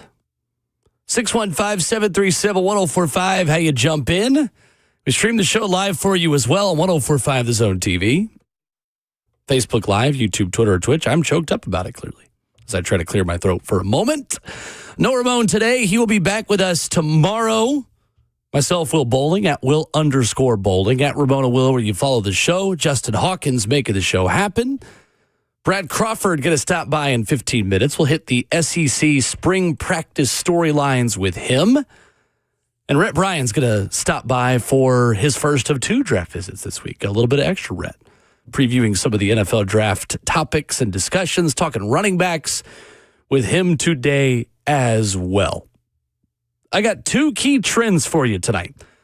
In the NCAA tournament championship game, March Madness culminating at 7:50 tonight as Connecticut takes on Michigan. Yukon able to get past Illinois over the weekend, and Michigan just dominating, a drubbing of Arizona. I was so excited to get home to watch the end of this game after calling NSC Chicago Saturday night. There was nothing to watch. Didn't see this game at all live. No, there was no reason to, other than the under 4 timeout when Dusty May's son, who is like the most popular walk-on in college basketball now, was able to get back in. So Yukon scores 9.3 points per game directly off screens. It's number 2 in college basketball. Now, Michigan's size is a problem. In this matchup, though, I'm interested in how their bigs and their long wings, and Yaxel Litterborg and his health coming into this game, can navigate Connecticut's screens and trying to isolate those big men. The drop coverage they could play with the Daimara, the ability to lure those bigs out of the paint and create more opportunities there behind, the pick and roll action that Yukon will run, just the screens overall that they'll run to get guys open, get their shooters open. The way Michigan decides to defend that will be interesting.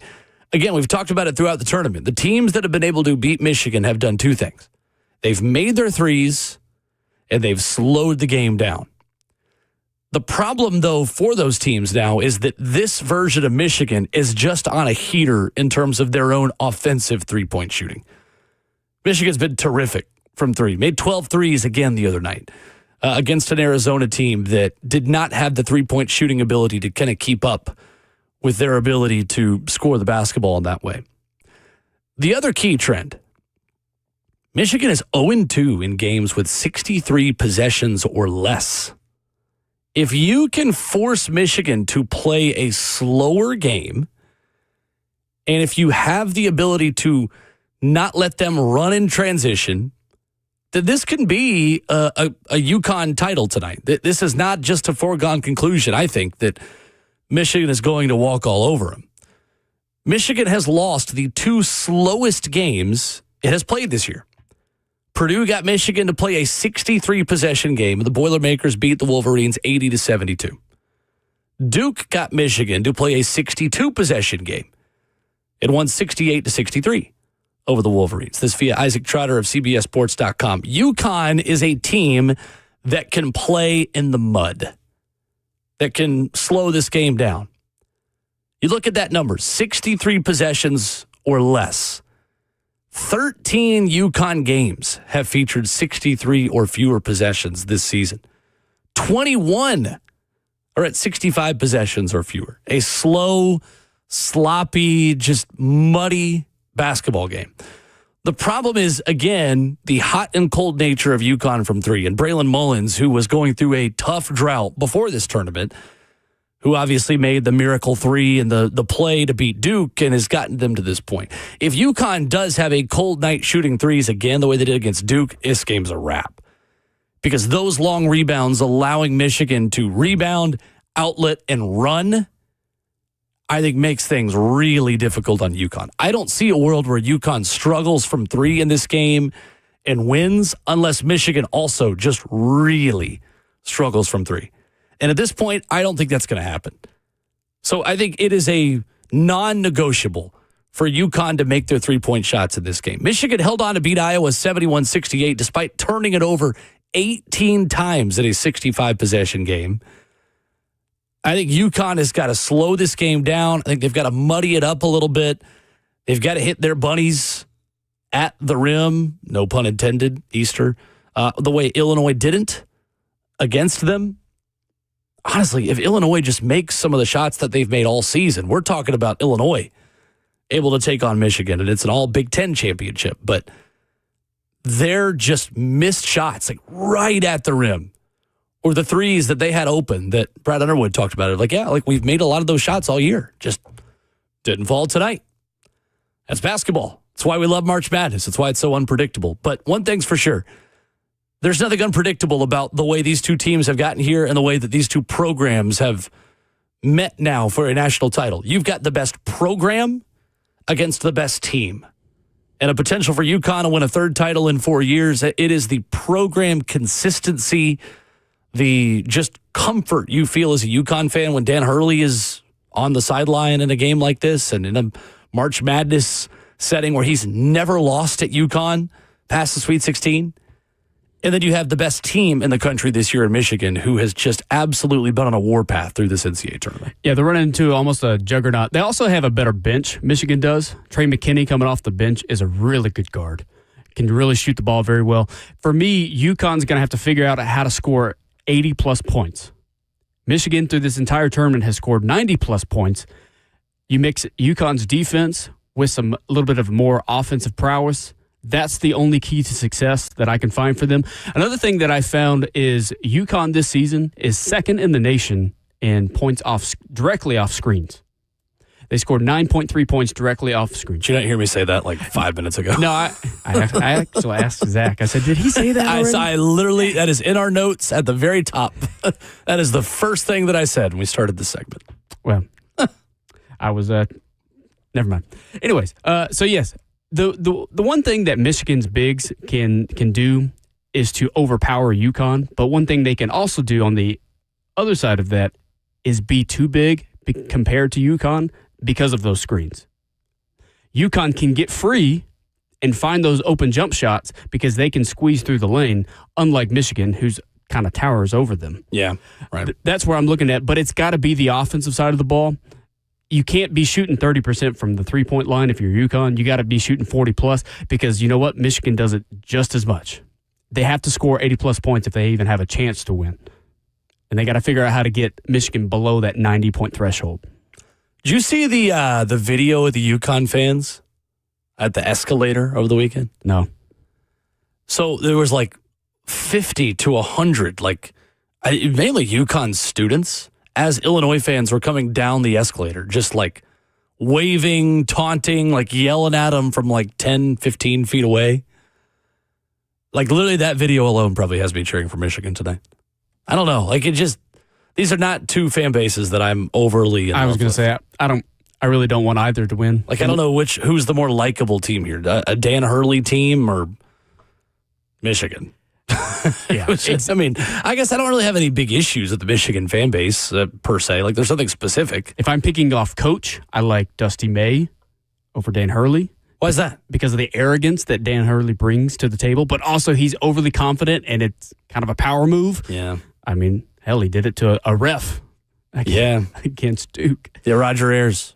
I heard an interview about that, by the way. He was on Part of My Take last week. Mm-hmm. He was like, Roger Ayers is like the most, his words, he said he's playful. He's like, he's the kind of guy you tell me makes a bad call, he'll like tell you something sarcastic back. He's like, Roger's like the best ref in the country. He's like, that I wouldn't have done that to anybody else but Roger. He was like, I thought Roger was, he was like, I debated like chest bumping him. Yeah, He was never going to get a tech there. Like, that whole thing. Now, if you want to give a tech for them, their players like jumping off the bench and running onto the floor, like that you have more of a case for, but you're not going to give a tech for that either. Do you see some of the memes in an emotional moment like that have resulted from this? Oh, yeah, no, they're great. One of my favorites is, like when your wife or your girlfriend or fiance, whoever it is, asks you to go take the trash out, and usually she's like, oh, you know what? Fine, I'll do it myself. Well, the meme was when your wife you've already done it. Asks you to take the trash out, and you do it without even her asking again. Oh, the one I saw was when your wife asked you to take the trash out, and you already took it out. It's so and relatable. then you do the nuzzling. It's so relatable. The forehead bump. Yeah. When you do something without her having to ask, you have to do it. I might actually do that later. Those are good things. I think it's Michigan tonight. I think it's Michigan. I think it's Michigan by 10 plus. Really? Yes. The way this Michigan team Little faith in Dan Hurley. No. It's never lost at this stage. Yukon's never lost a national title game. They're 6-0. Michigan can't stop scoring. That's true. They struggled to miss. They hit 4 straight threes on Saturday at one point in the second half with an injured Lindeborg. I just don't see it. The way that the bench plays and complements the starters, you're not missing a lot. Brad Crawford of CBS Sports and 247 joins us. We'll talk some SEC spring football coming up next.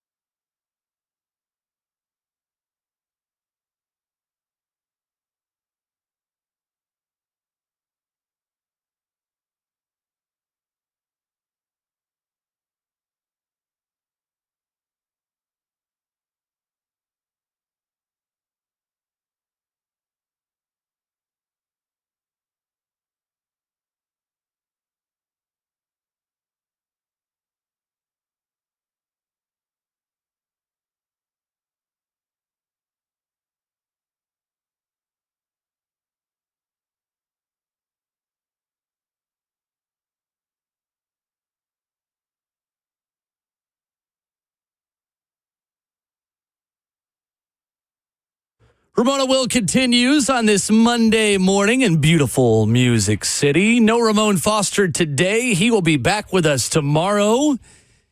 Myself, Will Bowling, with you at Ramona Will on Twitter, joined by our very good friend Brad Crawford at BCrawford247, covering and talking college football for CBS Sports. Brad, good morning. How are you?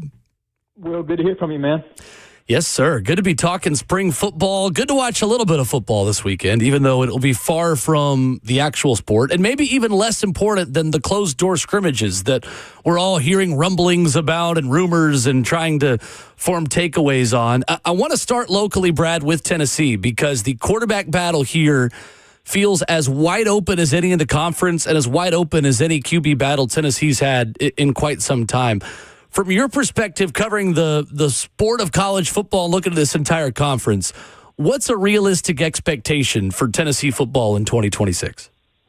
I think an 8-4 finish, Will, would be best case scenario for Tennessee, and that's because of the three quarterbacks with relatively no experience. I mean, I do think Ryan Staub at Colorado did some good things in spots for Coach Prime, but let's be honest, Tennessee swung and missed in the portal. They were hoping to get good news with Joey Aguilar, and it did not work out in Tennessee court. So, like you said, now it's a redshirt freshman, George McIntyre, really against five-star true freshman Faison Brandon. And I just think George McIntyre is going to be ultimately the guy Josh Heupel chooses. I don't know how long that leash is going to be, but you have to go with a guy who's been in the program versus two competitors who just arrived to campus this spring.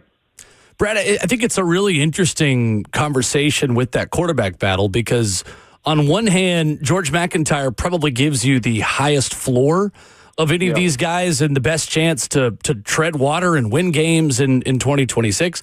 On the other hand, if it's even close between Faison Brandon and George McIntyre, I could also see a scenario where the staff says, well, look, we've got to go with Faison because if we believe he's got Heisman potential as the number 3 player in 247's ratings for any position last season, we got to go with that guy just to keep him on campus, even if he is just marginally worse. So where would you fall on that conversation, Brad? Because on one hand, we got coaches like James Franklin going from the playoff to out the next season, and Josh Heupel's got to win games now.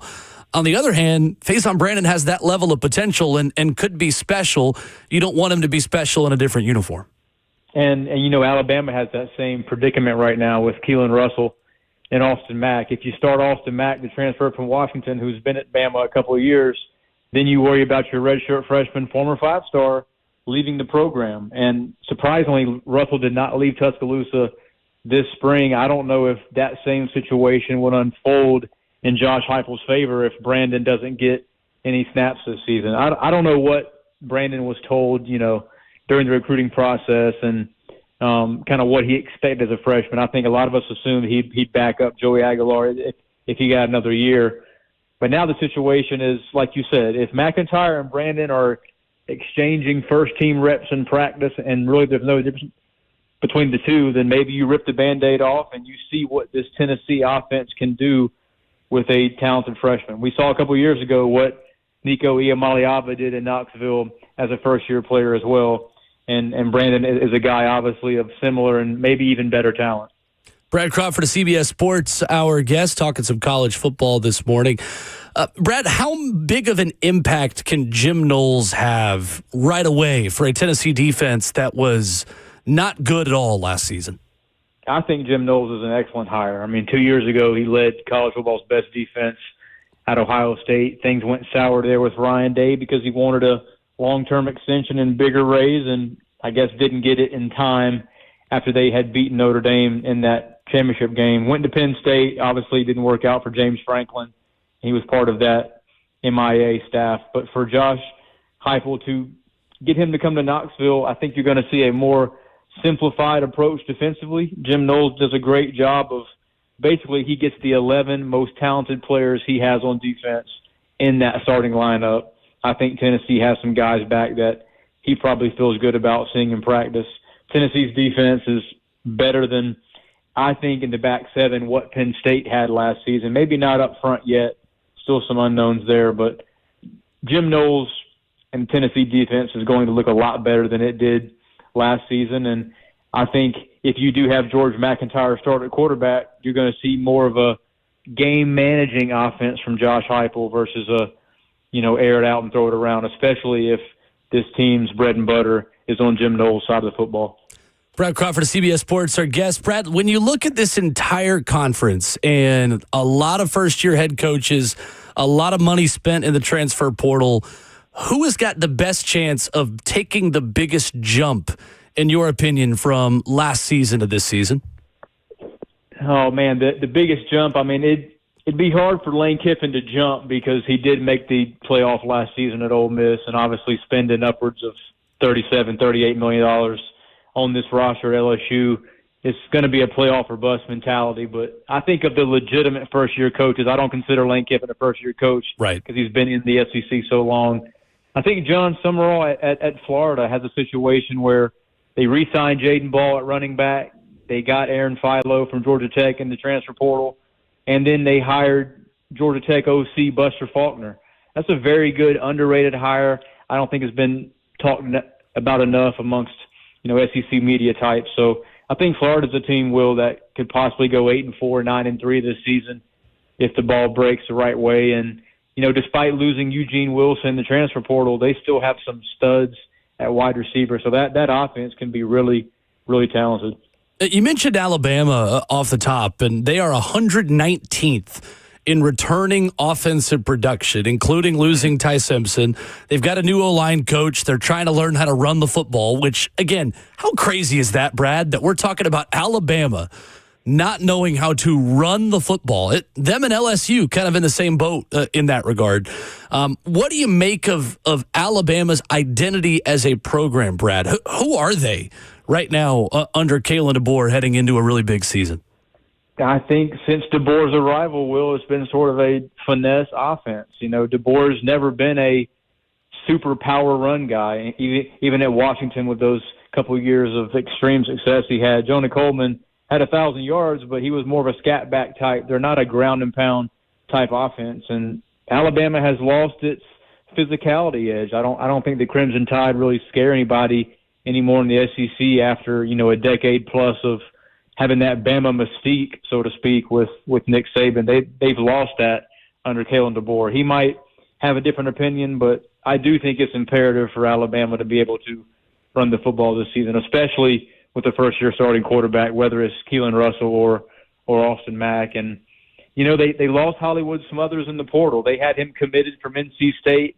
Texas essentially spent more money in NIL than Alabama did, and they lost him. They lost a couple of offensive linemen they thought they were going to have. So Bama's starting to slip a little bit, man. I didn't have Alabama as a playoff team these last 2 years in the preseason. I know Bama got there last year by the skin of their teeth because they got blown out by Georgia and Atlanta. But Bama's a team that I could certainly see maybe finishing 9-3, missing that 12-team bracket. And, we haven't even talked about Ryan Coleman-Williams, who 2 years ago against Georgia was challenging Jeremiah Smith as the top receiver in the country, and now he can't even catch the football with consistency. So there's more unknowns right now at Alabama than, stuff that we feel good about as a preseason top 15 team.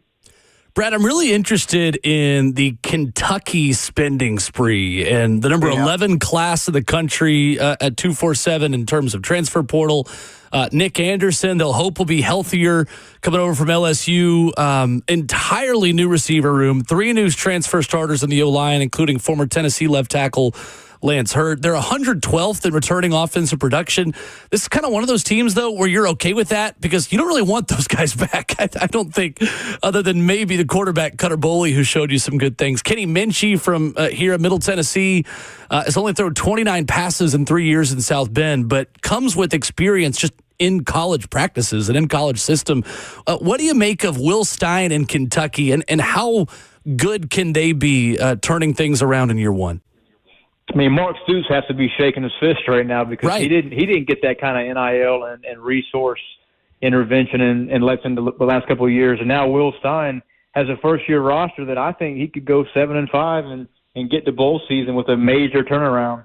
We didn't mention C.J. Baxter from Texas. He's a former starter for the Longhorns in the backfield. Mm-hmm. He's going to be a guy that can challenge for 800 or 900 yards on the ground. And I really like Kenny Minchie. I mean, he lost the quarterback competition to C.J. Carr at Notre Dame. And depending on who you ask, C.J. Carr might be the top returning quarterback in college football after he started as a freshman last season. So Minchie is a guy that at 6'2", about 215 pounds, I think he's going to have a really first-year impact for the Wildcats in the SEC. You know, we saw Kentucky kind of fall down the last couple of years at the line of scrimmage. They're going to be better there. And I think 28 transfers left the program, and they signed 29. So this is a brand-new roster. The two deep for Will Stein in year one is going to be a lot better than what Kentucky has fielded the last couple of years. And I think, you know, they play Alabama and Texas A&M in September, and I think Kentucky is going to get one of those top 25 teams. One of those two teams is going to get beaten by the Wildcats and sort of take Will Stein to the forefront in year one. I like it. I like it a lot. Brad Crawford of CBS Sports with us talking some SEC spring football.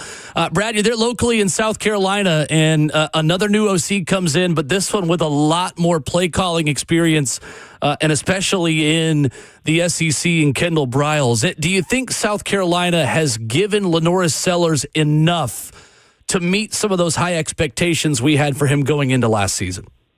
Yeah, I'm not convinced that South Carolina is going to be night and day better than what it showed last season. The offensive line really every season during Shane Beamer's 5 years has struggled. And, you know, the top transfer portal signee, Jacarius Peete, hurt his ankle in a basketball scrimmage a couple weeks ago. He's out for spring and probably is going to miss September as well. That's a catastrophic loss for an offensive line that replaces four starters. Didn't do a ton at wide receiver in the transfer portal. Nick Harbor's probably the number one guy there. And Lenoris Sellers really lacked confidence last season in that offense. And I know Kendall Briles is there and Randy Clements, the new O-line coach. They got Stan Drayton, the new running backs coach from Penn State. It's pretty much a complete reversal of coaching staff on the offensive side of the ball. And I think that shows that Shane Beamer knows if he goes 4-8 again, that's going to be it at South Carolina. And I think that among all SEC coaches, he is on the league's hottest seat, you know, heading into this fall. And being able to re-sign, you know, Lenoris Sellers and Dylan Stewart and Nick Harbor is a testament of how well South Carolina has done convincing that group that, hey, we can go back to 2024 form. Last year was just a fluke. Brad, the other local team in Vanderbilt is number 115 in returning offensive production. Just 38% of their offensive production from a season ago is back. And obviously, Diego Pavia is gone into the NFL draft process. Jared Curtis, I watched him play live, Brad, in person. This kid is as impressive physically as any quarterback I have ever seen play high school football. That being said, Diego Pavia and that Vandy offense had a ton of experience last year. That's just not back this year. There is a ton for Clark Lee to replace. What's your outlook on the Doors heading into the season as they try to reset and reload with big expectations again? And unfortunately, I'd be surprised if Vandy gets to a bowl game. And I know they won 10 games last season, but like you said, it's a completely different roster look on offense. There are some key guys back defensively. Losing a guy like Trey Richardson, man, he was a game breaker, a playmaker at wide receiver, had a lot of long touchdowns and really on third down extended drives. And Jared Curtis, I've seen him play in action too. Reminds me a lot of Matt Stafford. Yes, that's extremely high praise, but he is a pocket passer that has a howitzer for an arm. I think he's going to really get Vandy back to that top 25 range in due time. But as a true freshman, that's a lot of pressure on his shoulders to, you know, mimic what Diego Pavia did last season. And I just think Vandy's roster is so much different than it was in 2025. You're going to bound to see a, you know, maybe 5 or 6 win team. Brad, last one for you on the way out. Who is the team you believe in the most at the top of the conference at this point between Texas, Georgia, or is there anyone else you would put in that elite discussion right now you consider SEC championship contenders? I think Texas is my only playoff lock from the SEC. I think the SEC is probably going to get 3 playoff teams this season.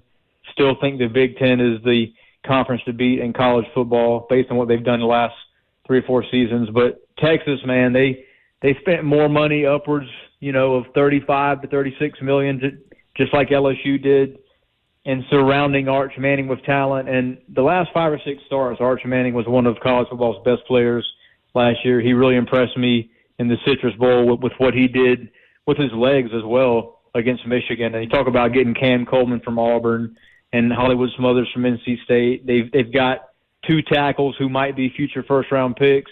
And, oh, by the way, there's Colin Simmons, the best defensive player in the country, on the edge defensively. So Texas is a team. Steve Sarkisian knows it too, man, that this might be his best roster he's had with the Longhorns. And, that includes 2 appearances in the CFP semifinal. So Texas, I think, is my preseason number 1, and they should win the SEC this fall.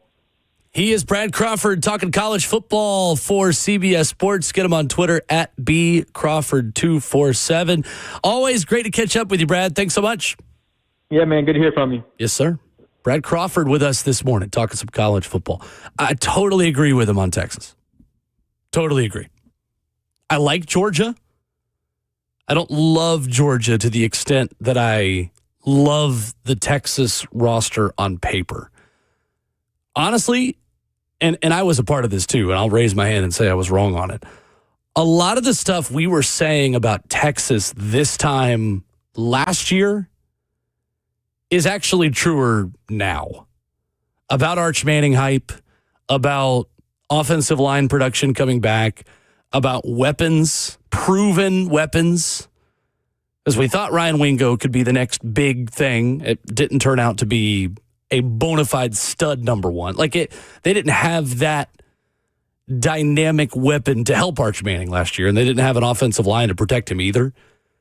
Now we actually can say a lot of those things about, Hollywood Smothers and Raleigh Brown at running back. Cam Coleman, who's got 1,300 yards of production in 2 years at Auburn. They're 4th in returning offensive production. Number 1 back in the country out of high school, and Derek Cooper joining that stable. And then they get Ohio State September 12th to prove all of it. I think that Texas is the beginning of the conversation, and then you talk about everyone else. I don't think there's anyone else at the SEC on their level on paper. I think Georgia has potential. Georgia also, a lot of question marks on offense and a defense that just isn't as nasty or as violent as they used to be under Kirby Smart. I'm curious to see this Arch Manning to Cam Coleman connection. I think that's going to be their best signing of the offseason. They spent a lot of money, and I think it's going to be fantastic to watch. I think this season could be make or break by Arch. Coming up, getting your phone calls, 615-737-1045. Aaron's on the line. We'll lead off with him. Plus, Nashville SC in action over the weekend against Chicago, beginning a very busy stretch of 5 games in 15 days. We'll talk about that next.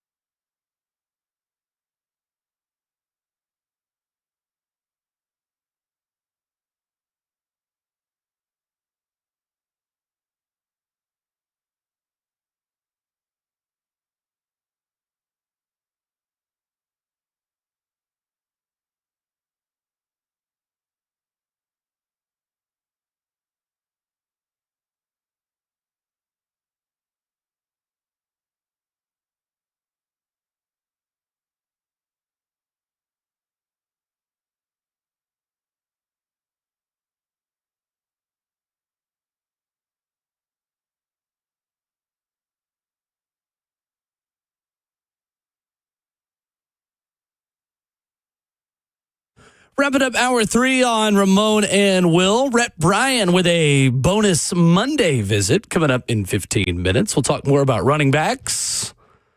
615-737-1045. Talk a little soccer here in a minute as well. But first, we go to the phones. Aaron is in Jacksonville. What's up, Aaron? Hey, good morning, guys, and thank you for taking my call. Yep. Hey, I just had a quick trade scenario I wanted to run by you guys and see what you guys thought. Okay. I know there's been some talk about the Cowboys potentially wanting to trade up. I haven't really seen it with Tennessee. It's been with Arizona. But say Tennessee is on the clock and there's a player that they want.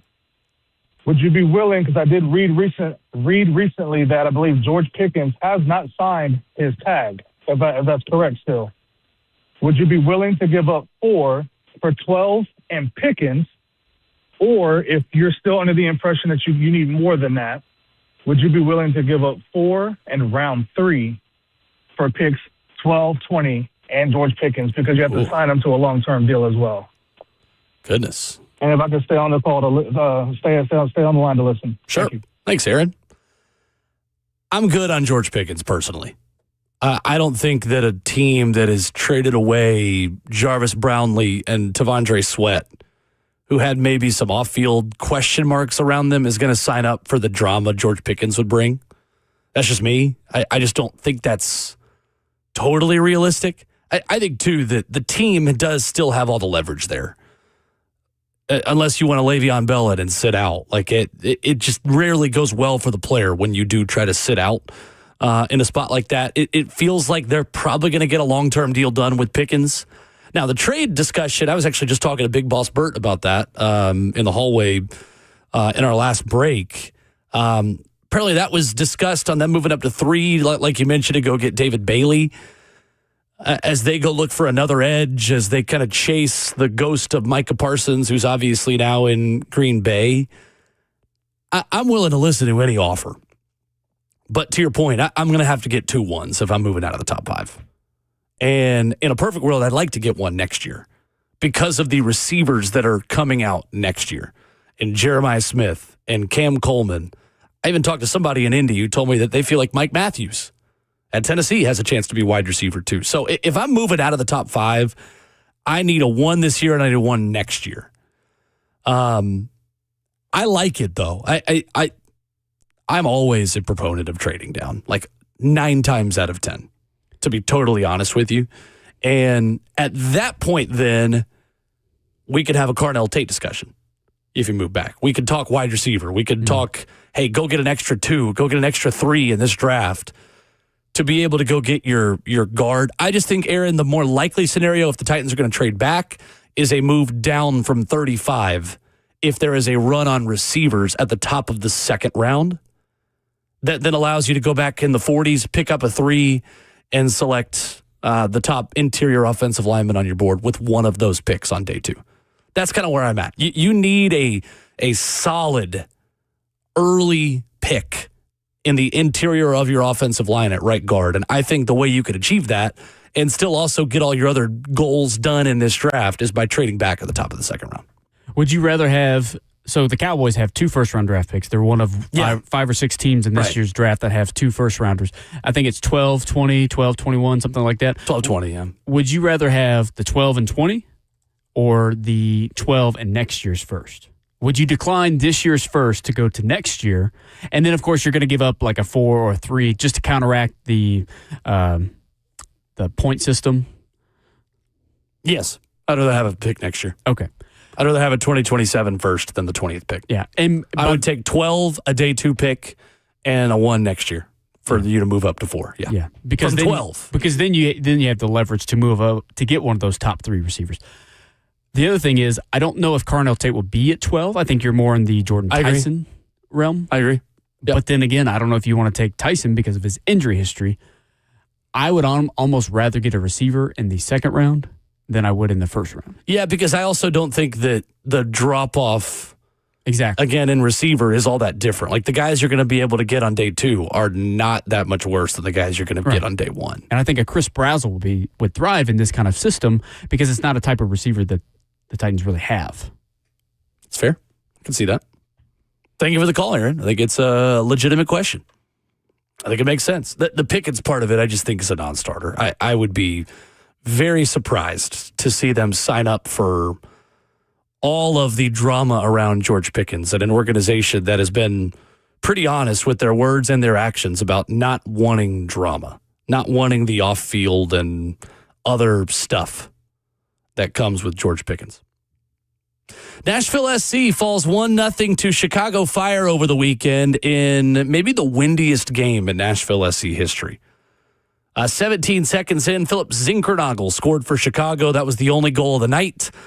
As NSC now begins a stretch on Saturday of 15 days of 5 games, and 4 of them on the road.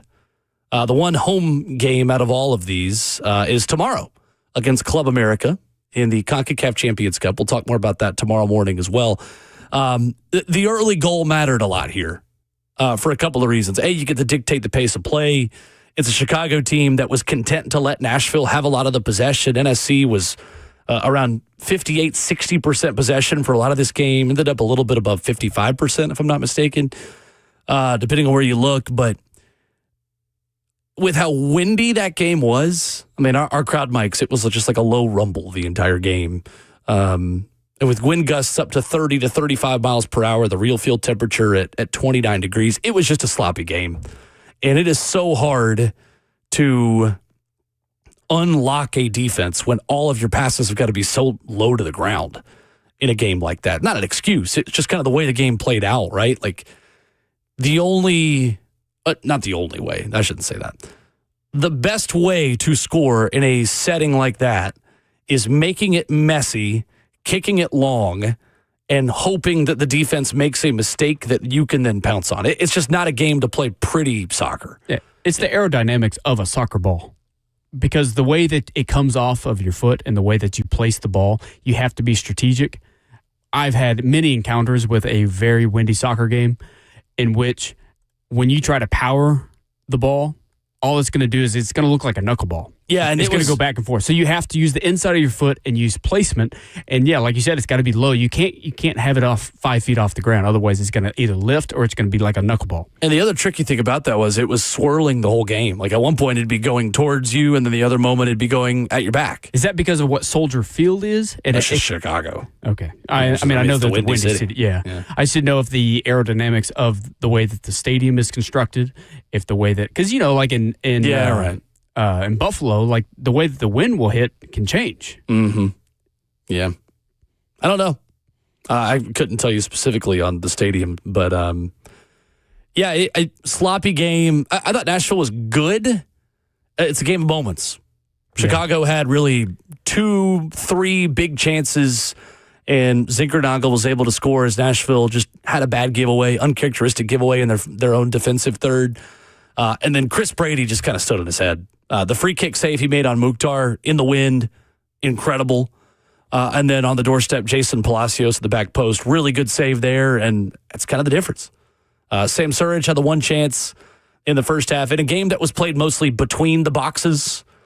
About 3 moments for each team in the boxes to find the entire game because there just wasn't a lot in it with the way the weather was. It kind of decreased the amount of chances either team had, and Chicago took theirs, and Nashville didn't took their chance. So down for the ranks of the unbeaten, still at the top of the Eastern Conference. Not a bad loss by any stretch of the imagination. Chicago is a much improved and solid team with a great coach in Greg Berhalter. So you move forward. Tomorrow night against Club America. Big challenge, for sure. Coming up, Rhett Bryan will join us. We'll talk running backs with him and continue to preview the NFL draft after this.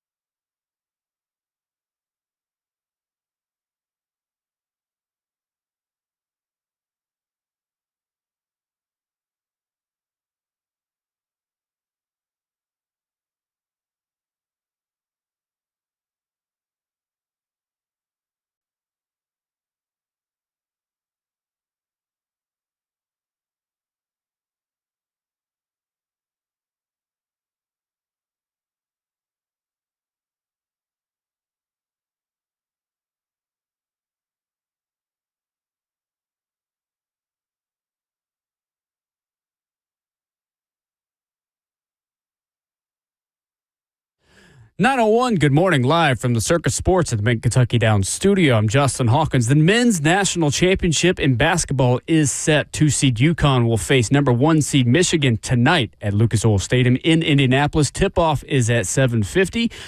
On Saturday, Yukon bested Illinois 71-62. The nightcap, Michigan dominated from the jump. Michigan won 91-73. The Wolverines, the first team in NCAA tournament history to score 90-plus points in 5 straight games in a single tournament. For the women's side, yesterday, UCLA dominates South Carolina 79-51. They win the school's first women's national championship in basketball. And on Saturday, the Nashville Predators regained the second wildcard spot in the Western Conference playoffs after a 6-3 win over the San Jose Sharks, led by Philip Forsberg, who scored 2 goals and added an assist as well in the win. The Predators tonight will take on the LA Kings in Los Angeles. Puck drop is at 9:30 p.m. Central Time. Both the Kings and the Predators are tied at 81 points. For all your foundation repair and waterproofing needs, you got to go to USSTN.com. Breaking news at once on your home for the Titans and Vols. This is 104.5 The Zone.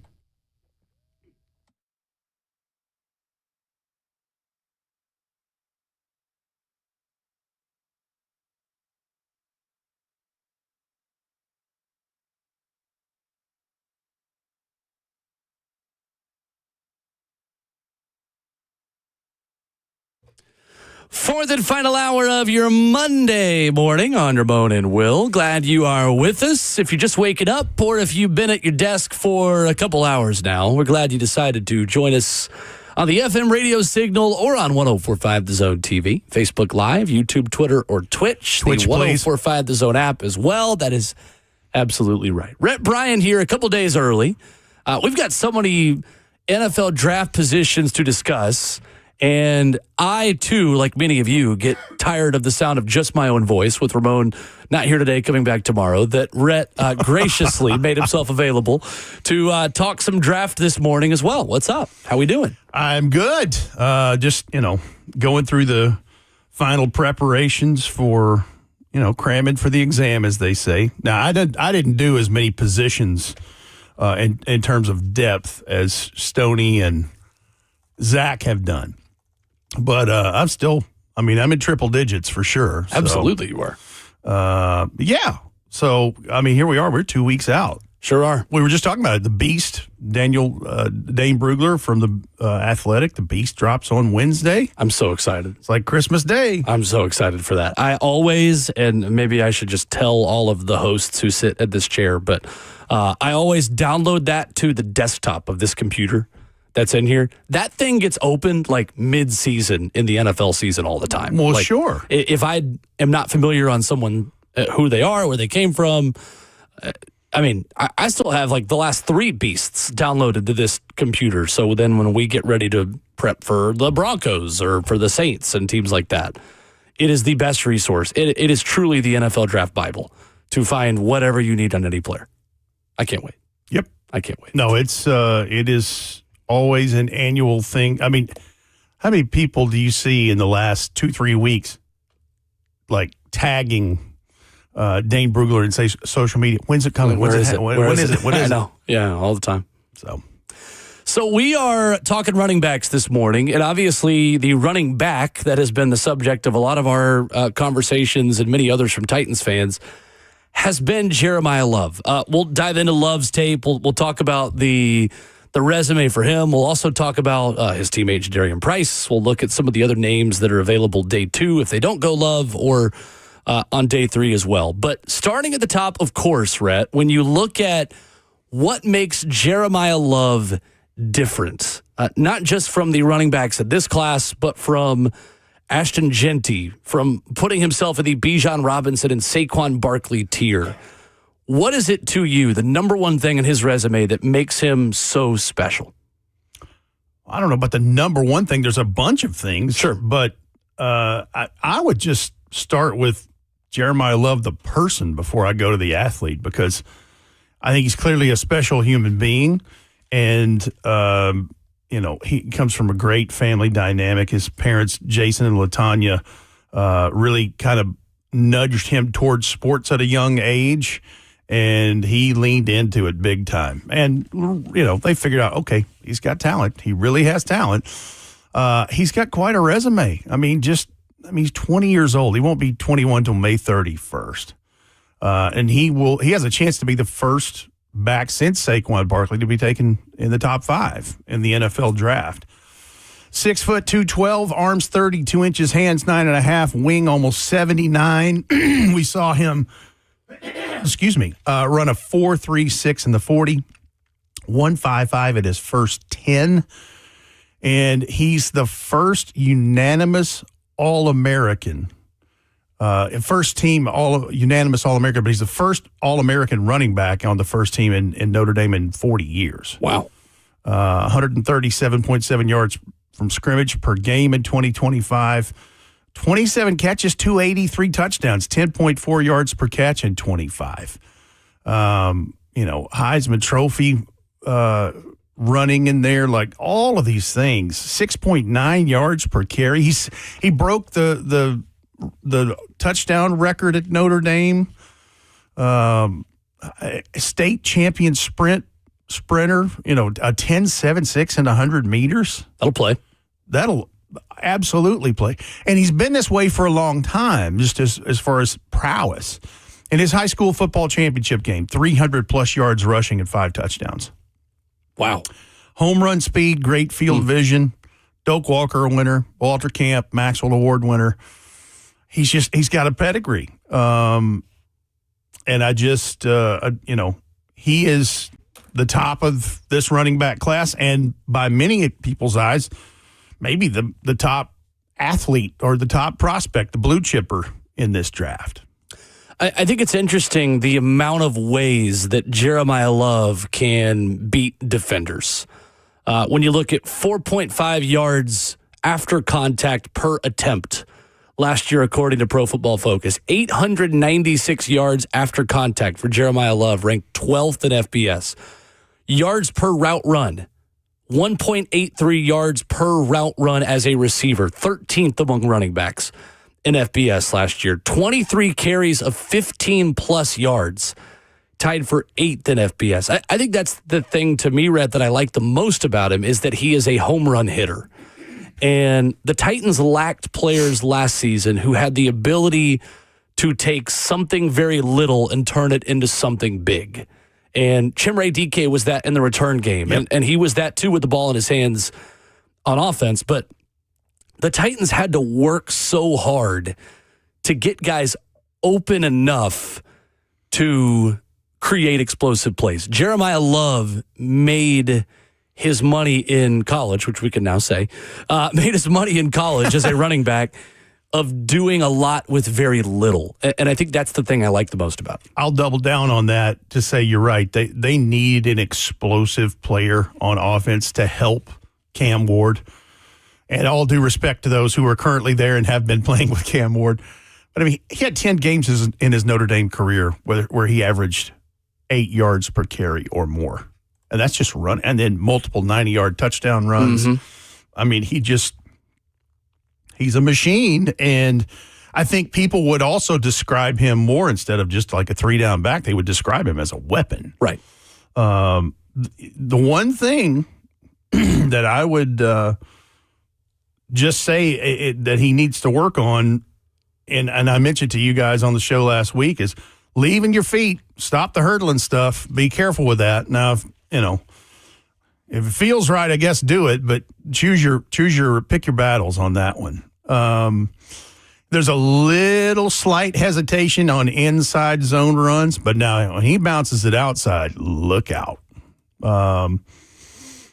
Improving his drive through contact just a little bit too. And like I said, these are things that coaching, This is just coaching. You're getting a good player. I mean, when Marshall Faulk calls you dynamic, I'm like, that's a pretty good endorsement from a Hall of Famer. And you're hoping that you have the pass catching ability of Marshall Faulk in Jeremiah Love's skill set here as well. Yes, indeed. I think the thing too, when I look back at games where Cam Ward had positive performances in games the Titans won last season, it was games in which they ran the football well. And late in the season, you saw how much more comfortable Cam was with a run game. And it's so hard to measure the value of a running back to me. And We played Mina Kimes' audio talking earlier about how receiving ability for running backs in terms of an EPA and value perspective is to the same level of a secondary receiver or a good tight end. But I don't think that takes into account the heavy boxes that you've got with Jeremiah Love in the backfield. Just the threat of Jeremiah Love standing there and what that does for an offense that needs threats and guys that you've got a scheme for on defense to where look at the way Kansas City is now addressing their running back position with Kenneth Walker to make the point of, look, teams are just playing Patrick Mahomes with two high safeties all the time and just sitting defensive backs back there. We can finally now have a threat that will force some one safety looks and bring someone else down in the box that then opens things up for Patrick. I think the same could be said for Cam, in that even beyond the value of the plays that Jeremiah Love is going to touch the football in, how many more one safety looks, how many more defenses that are built to stop the run from a personnel standpoint are you going to see, and how does Cam take advantage of those looks? That's why I love it. Well, and let's take it a step further, too, because if you look at Brian Daboll's offense in the last year and a half that he was in New York, they ran more 12 and even 13 personnel. Thus, hence the reason they brought in Daniel Bellinger. They have Gunnar Helm, and both those guys pretty good blockers. So there's something else that lends to your conversation in running a big package where, you know, you got some other guys out there blocking for you, making space. Listen, I couldn't say enough good things about Jeremiah Love and the fact that he's just a ball guy. That's all he does. That's all, you know, like he's out, you'll just catch me at home and I'll be watching anime or watching film and maybe playing video games. And I mean, it sounds like Cam Ward in that respect. It does. You know, he likes ball. He just loves football. No doubt. Coming up with Rhett Bryan, we'll talk more about the other running backs in this class. And there are still some other good ones, including another one who wore the golden helmet last year at Notre Dame in Jadarian Price. We'll dive into day 2 and day 3 options with Rhett at running back if the Titans do pass on Jeremiah Love after this.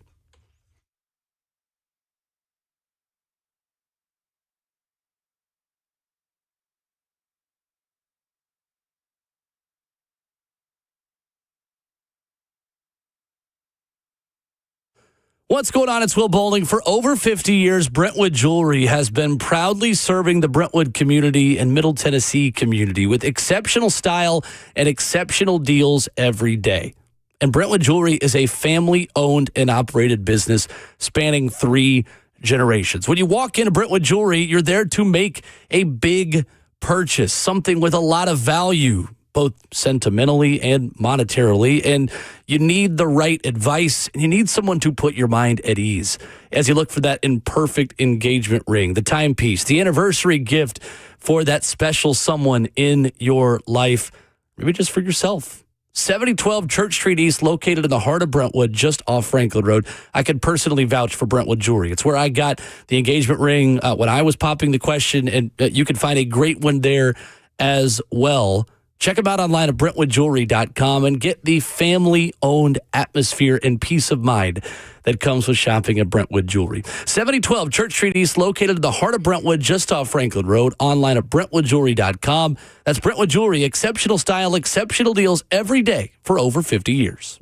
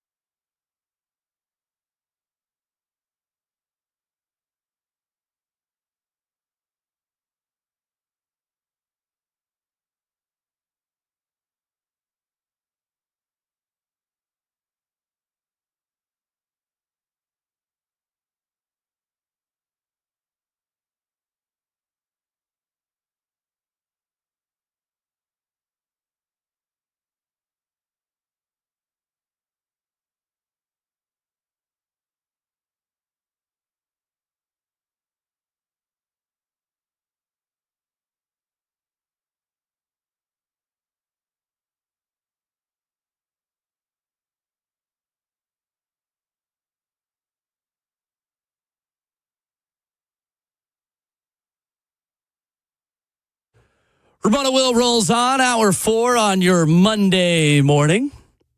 Wherever you download podcasts at 10 a.m. as well. Maybe you're listening to the podcast and time traveling with us. If so, please subscribe to the channel. We'd appreciate you if you would. Rhett Bryan in studio talking running backs. Jadarian Price, Rhett, is number 2 for a lot of folks. Not only the number 2 running back at Notre Dame, but the number 2 running back in this class. Consensus Big Board has him 47th. Is he the second best back for you in this draft as well? Yeah, I would think so. You're talking about a guy that was a 4-star Texas high schooler, track, 4x100 relay guy, long jump, 4x200 relay guy as well. 5'10" and 5'8", 203, arms 30 and 7/8, hands nearly 10 inches, wings 76 and a half, ran a 4.49 40, 161 in the 10, 35-inch vert, 10.4 broad, and 21 reps at 225. He has an NFL-style body in this. Like, he's lower to the ground, but not as polished in the pass game as Jeremiah Love, and needs a little improvement in the ball security area. But, I mean, he's a really nice back. Speed to power conversion, over 4 yards after the catch average. So when he does get it, he's made some stuff out of it. Missed 2022 with a torn Achilles, but has made a nice career after that. Adds special teams value as a kick returner. Really good in the missed forced tackle rates of this. And his pass protection's pretty good. He's an athlete. But, yeah, he would definitely be the next one on my list. 6 yards per attempt in each of the last 2 years for Jadarian Price behind Jeremiah Love. He's never had more than 750 yards in a season.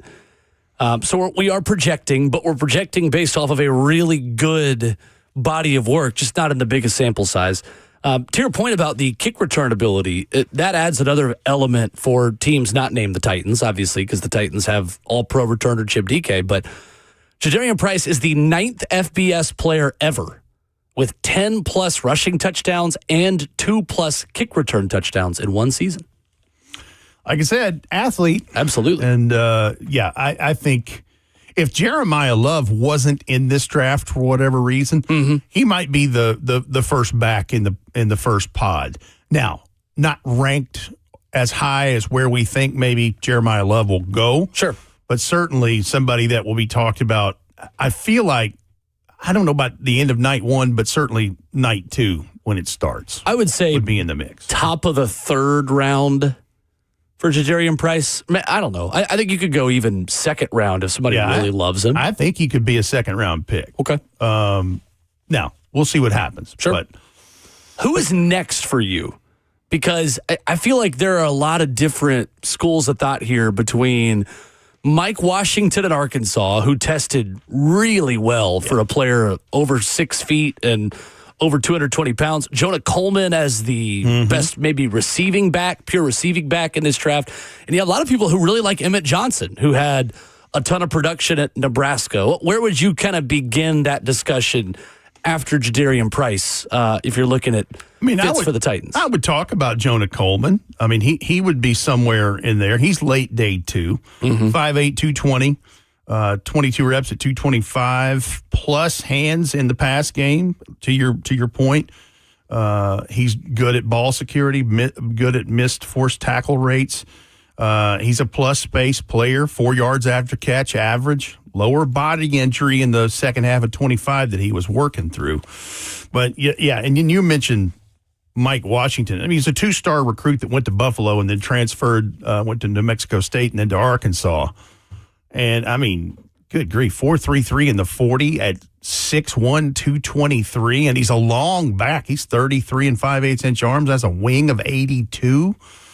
151 in his first 10, 39-inch vert, 10.8 broad. I mean, he has a potential to be – he has a workhorse mindset. Now, whether he's a workhorse back or not, but he's certainly a power back.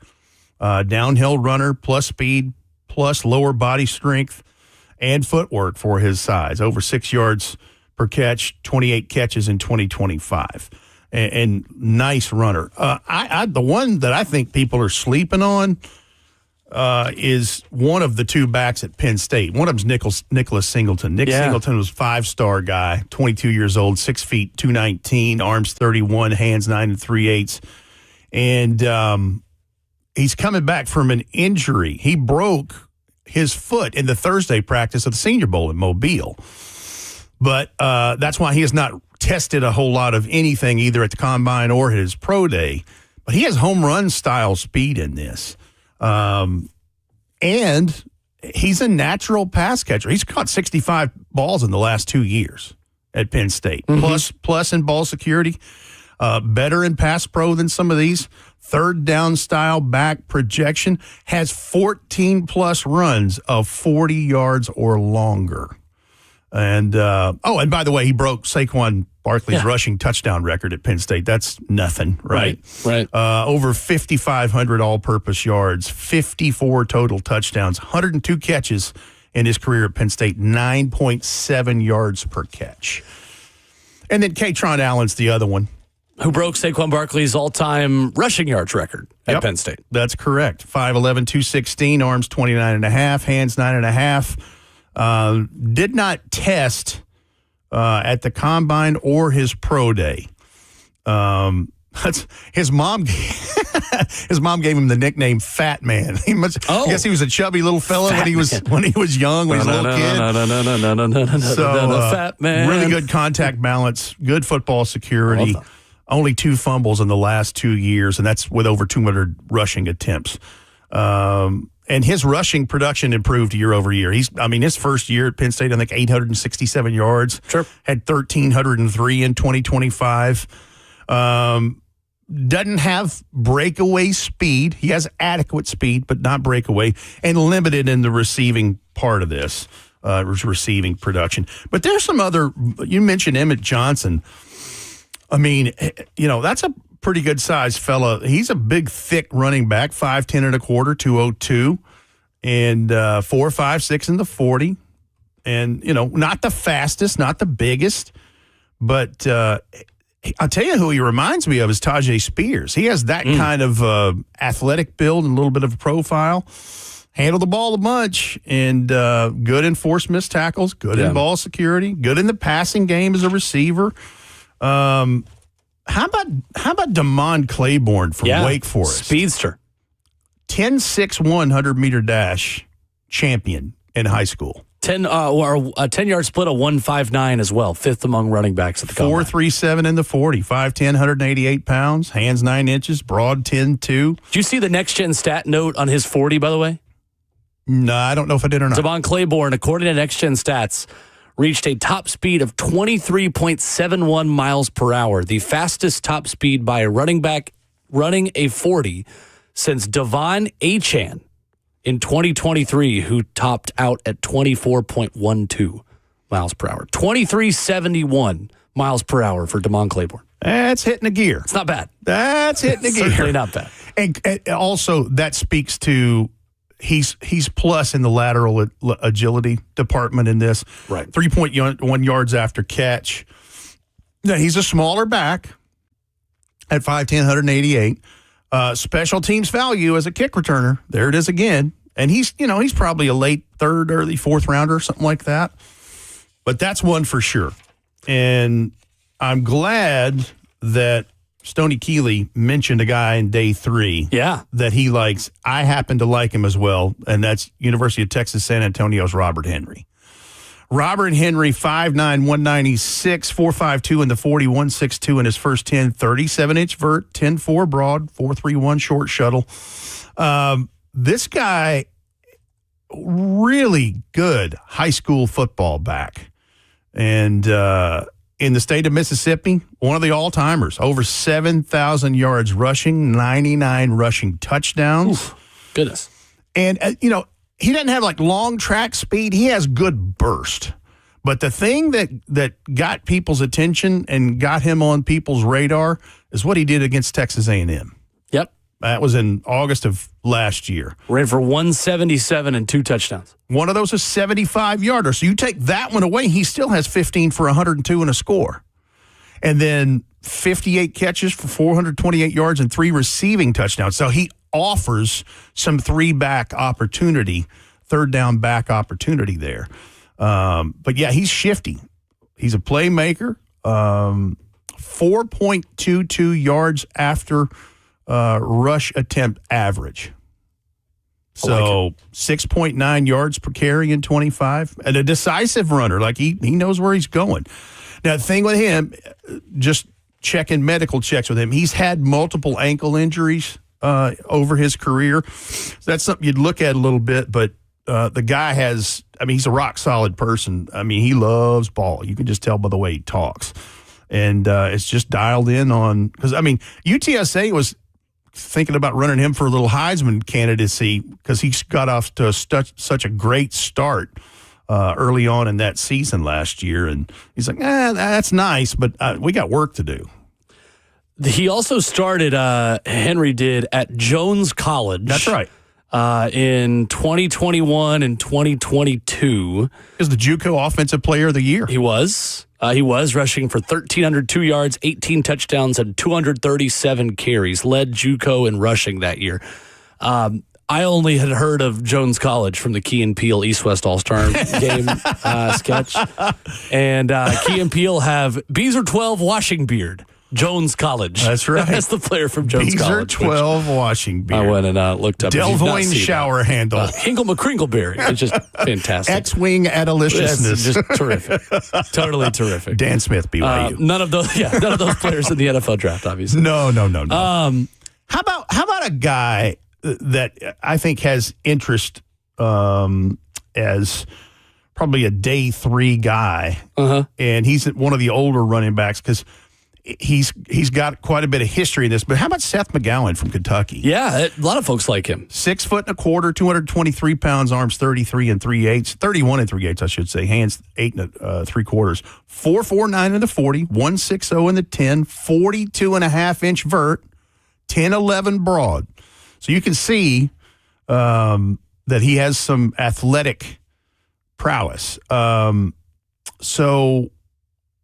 He played as a true freshman at Oklahoma and had an off-field issue, pled guilty to a felony, spent 3 months in jail, and then he had to kind of rebuild things from there. So he went to NAIA Texas College, Butler Community College, and then New Mexico State in 24, where he split carries with Mike Washington Jr.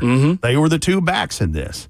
But plus size, footwork and frame in this. Had some injuries in 2025 he was working through, a little bit of ball security stuff. The guy can play. He's a little older prospect, but he's clearly somebody that has tried to make the best of a second opportunity with whatever the off-field issue was. For sure.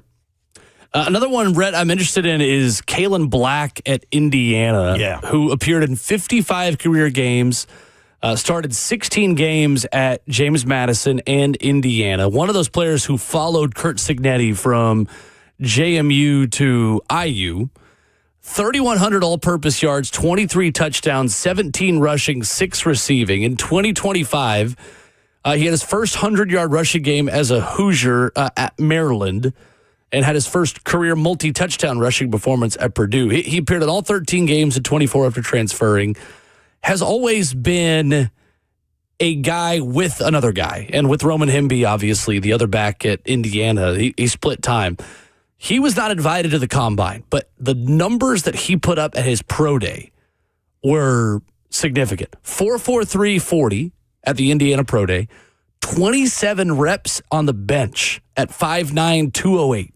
Hello. 1.53, 10-yard split, 10'5" broad jump. I think he's another guy, Rhett, who fits into this all-purpose, all-around back category on day 3. Yeah, and when you look at, because as Indiana kept winning football games through that season last year, you'd see him pop in like Roman Hemby, and I really like Roman Hemby just as a something you'd look at as a day 3 option. But when you got to the nitty-gritty and you got to the Big Ten championship and then certainly going into the playoffs, Kalen Black had some tough, valuable runs to move chains and keep things going in places where Roman Hemby didn't for whatever reason. Mm-hmm. No, I like him as a back. Not bad at all. So when you look at just this entire class in totality, Rhett, I think this is where value comes into play, maybe differently from the way we talk about it, because we talk so much about the value of different positions with the 4th overall pick. And we talked about this with Stoney. I kind of brought this up in the first hour as our big discussion this morning as well. There is also value in the drop-off from the top to the next pod, and so be it. And the drop-off from Jeremiah Love to Jadarian Price to everyone else, and even Jeremiah Love compared to Carnell Tate, compared to Denzel Boston, who you could maybe get in the second round, to me is bigger than the drop-off from the top edge rushers to the second round pod or the second or third group of edge rushers. Well, and part of that is a wealth of riches in one depth positionally versus the other. Right. That's why I've kind of been saying, I wouldn't hate having Jeremiah Love at 4 for the Titans and then taking an edge pass rusher at 35 just because there's value there. Whether it's Zion Young from Missouri or, whatever your flavor is you like there. Malachi Lawrence from Central Florida is another one that you should look at in that range. The 35 might be a little early for him, but yeah, and that goes back to when we were in Indianapolis, starting to talk to all those national people. They're like, yeah, Jeremiah Love might be the 1 or 2 blue chip prospects in this draft, period. It's a different draft. It's just it's not loaded with quarterbacks. It's not loaded with running backs. It's loaded with big men, and there's a lot of good corners in this draft. But, at some of the skill positions, it's not as deep and continuous as, not to say there's not value throughout. It's just when you're talking about the top of it, there's a lot of positions that it drops off. Right. I think that's the interesting part of it, maximizing the entire board as it pertains to every pick you have available to you, not just looking at the 4th overall pick in a vacuum, but how else can we address our needs with this class, which Daniel Jeremiah has 10 edge rushers in his top 50. The consensus big board online that everyone uses this time of year has 16 edge rushers ranked in the top 100 of this draft. There's even not a substantial drop-off from the edges you could get at 66 versus 35 and the amount of edges you're going to have the ability to get. If you told me the Titans walk away with Jeremiah Love at 4, an offensive lineman, an edge, a wide receiver, out of those 3 options, 2 of those 3 on day 2, I feel really good about what we've got moving forward into day 3. Sure. And about the entire draft class. Well, and think about this. I mean, we started talking about the roster construction part of it just in the last few days. They had that one day last week where they added 4 guys, 4 more free agents. And again, not all of these are starters. Some are starters, some are depth, some are core special teamers. When you look at the transactions they've done, I mean, if they keep 9 draft picks and draft 9 guys, there's only 3 UDFAs you'd pick up, right, unless you do some roster gymnastics and move somebody else somewhere, or release someone or whatever. So, I mean, you can clearly see they're putting some work in to try to build this thing back up, which is, what this thing has been for a minute now. It's true. But, yeah, I'm very interested in this draft for the Titans just to see how they play it, knowing what they have now on their roster. Me too. Looking forward to it. 3 weeks from Thursday, I will visit with you again Wednesday and talk more about other positions. I believe we're at all we have how many weeks left. do you say till Thursday? 2 weeks. Okay, I thought you said 3. I'm like, wait a minute. No, that was last week. I may have. I've said so many things into this microphone since 6, being alone in this room for most of the day. It is 2 weeks from Thursday, whether you said 3 or not. That's right. I think all we have left, this is what I was thinking. I was thinking we have 3 positions left to talk about. I think we've covered everything but inside linebacker, safety, and tight end. Okay. The only 3 positions we haven't covered yet. So we'll do 1 more Wednesday. We'll do probably 2 more next week, and then the week of the draft, We'll be talking about the entire class as a whole. Here we go. Love it. Thank you for coming by. Appreciate Glad to you. do it. Coming up, final thoughts from us on the national title game tonight. Final four. And a little bit of a nugget on Vanderbilt basketball that came out over the weekend I found interesting after this.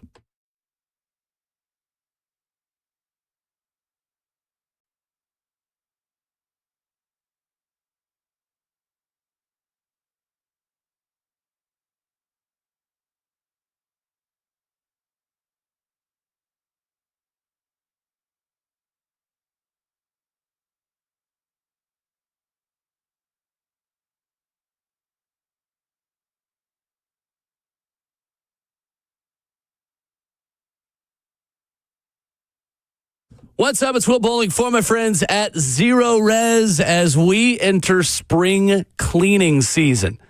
It's also allergy season. I probably don't have to tell you that. And the carpet in your home, that's the number one air filter in your home, filtering out airborne parts, pollen, bacteria. The most important fact to understand about carpet is it filters out the bad stuff, but you have to keep your filter clean. Keep that carpet clean with the best carpet cleaners out there in Zero Res. We're going to offer you 2 carpeted rooms plus a hallway for $129. You can also get $50 off your air duct cleaning as well when you get Zero Res out to the house, making sure that you are conquering allergy season and spring cleaning season the right way. Zero Res offers a smarter lasting clean. No harsh chemicals, no soap residue, faster dry times. Everything's going to stay cleaner longer when you call Zero Res at 615-535-9376. That's 615-535-9376 or book online at zeroresnashville.com. Zero Res. Fill it backwards or forwards. It's the right way to clean. And don't forget to ask about their air duct cleaning.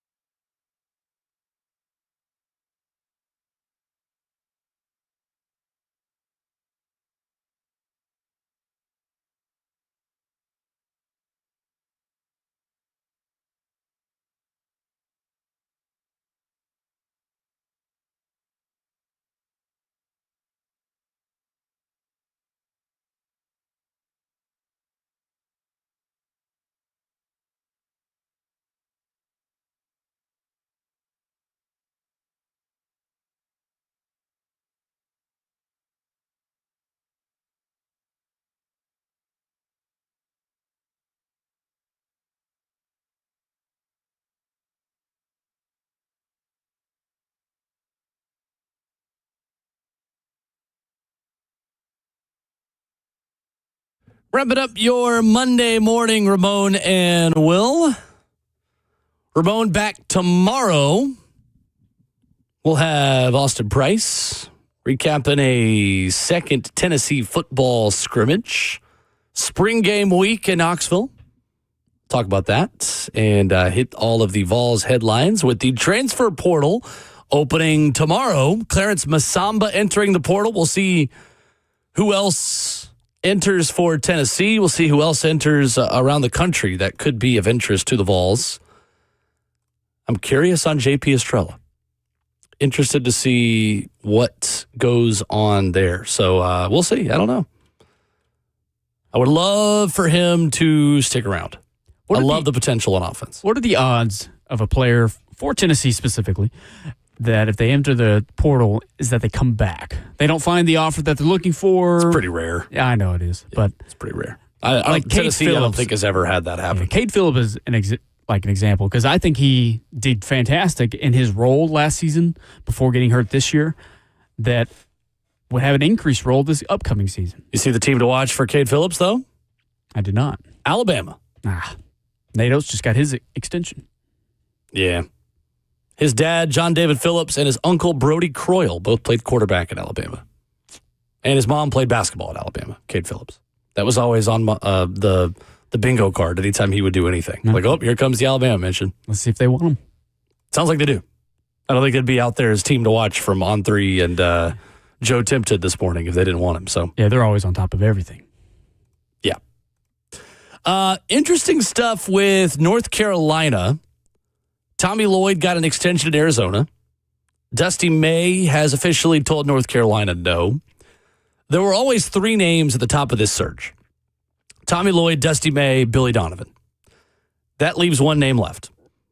Matt Norlander had a piece at CBSSports.com saying, if UNC wants to pursue a college coach and prioritize an active name over playing the waiting game with Billy Donovan, there are four names that UNC is now looking to talk with. The number one name on that list for Matt Norlander of CBS is Vanderbilt's Mark Byington, who already got a contract extension. It'd be a big buyout. $10 million. They got $10 million. Yeah, they do. They've got $10 million. Vanderbilt's Mark Byington, Baylor's Scott Drew, Texas Tech's Grant McCasland, and Iowa's Ben McCollum. Scott Drew's won the most games out of those four, 502 wins. He's the only one with a national title. Ben McCollum has 4 D2 national titles and has an 806 career winning percentage. Restructured contract that has a buyout of more than $10 million is the reporting from Matt Norlander on Mark Byington. That's interesting that even after a restructured contract, Mark Byington's name is still being talked about for North Carolina. That surprises me. That's interesting to me. I want to know why. Why is he still considered an option if he's already got a big buyout and a new contract? When you have that much money, you go get what you want. Well, but yeah, like how many times do you see a guy sign a contract extension and then leave? Like immediately, who's at a high major program already? Like that could happen at lower level teams, because that way you get more out of the buyout. You maximize something that is seen as a foregone conclusion from a money standpoint for the school. Very rare, though, that you have a Power 4 coach get a buyout, raised up, and then get a new contract and then leave. Like Ramon says, money talks. It does. If they put their money where their mouth is. So does Vanderbilt's. That's the point. Vanderbilt's money is also talking. They've got better resources, better transfer portal ability. They're just a more high caliber of a program that they're more enticing to a player to come to versus Vanderbilt, who's on maybe the up and up. North Carolina is what it is. Well, I think it's more than any of what you just said, though. It's the logo. It's the brand. It's Jumpman. It's Michael Jordan. It's North Carolina. Like, Vandy can offer similar resources to what North Carolina can offer Mark Byington. Vandy's got money. Vandy's got resources. Vandy's got new facilities. Vandy can recruit the portal, but they don't have the UNC logo. They don't have tradition, the Argyle and the Carolina Blue and the Dean Dome and all of these things. And for someone who played basketball at UNC Wilmington, what does that matter to Mark Byington? I feel like there's got to be some degree of interest from him and from his representation if his name is still out there. Because clearly now his tie to the UNC search was not just to get a raise, because he already got the raise. So why is he still being tied to the search? I don't know. It's interesting. We'll see if it really matters, but it's interesting. Back at it tomorrow morning, 6 a.m. after the national title tonight. We'll talk a lot of hoops, of course. Transfer portal will open in basketball. We'll talk with Austin Price about that. Spring game on the way. Lots to get to as always. And Ramon will be back here to do it. Stop at crosswalks. Let people walk across the street. We'll talk to you tomorrow morning on 104.5 The Zone. And remember, your Twitter fingers and your mic is always hot.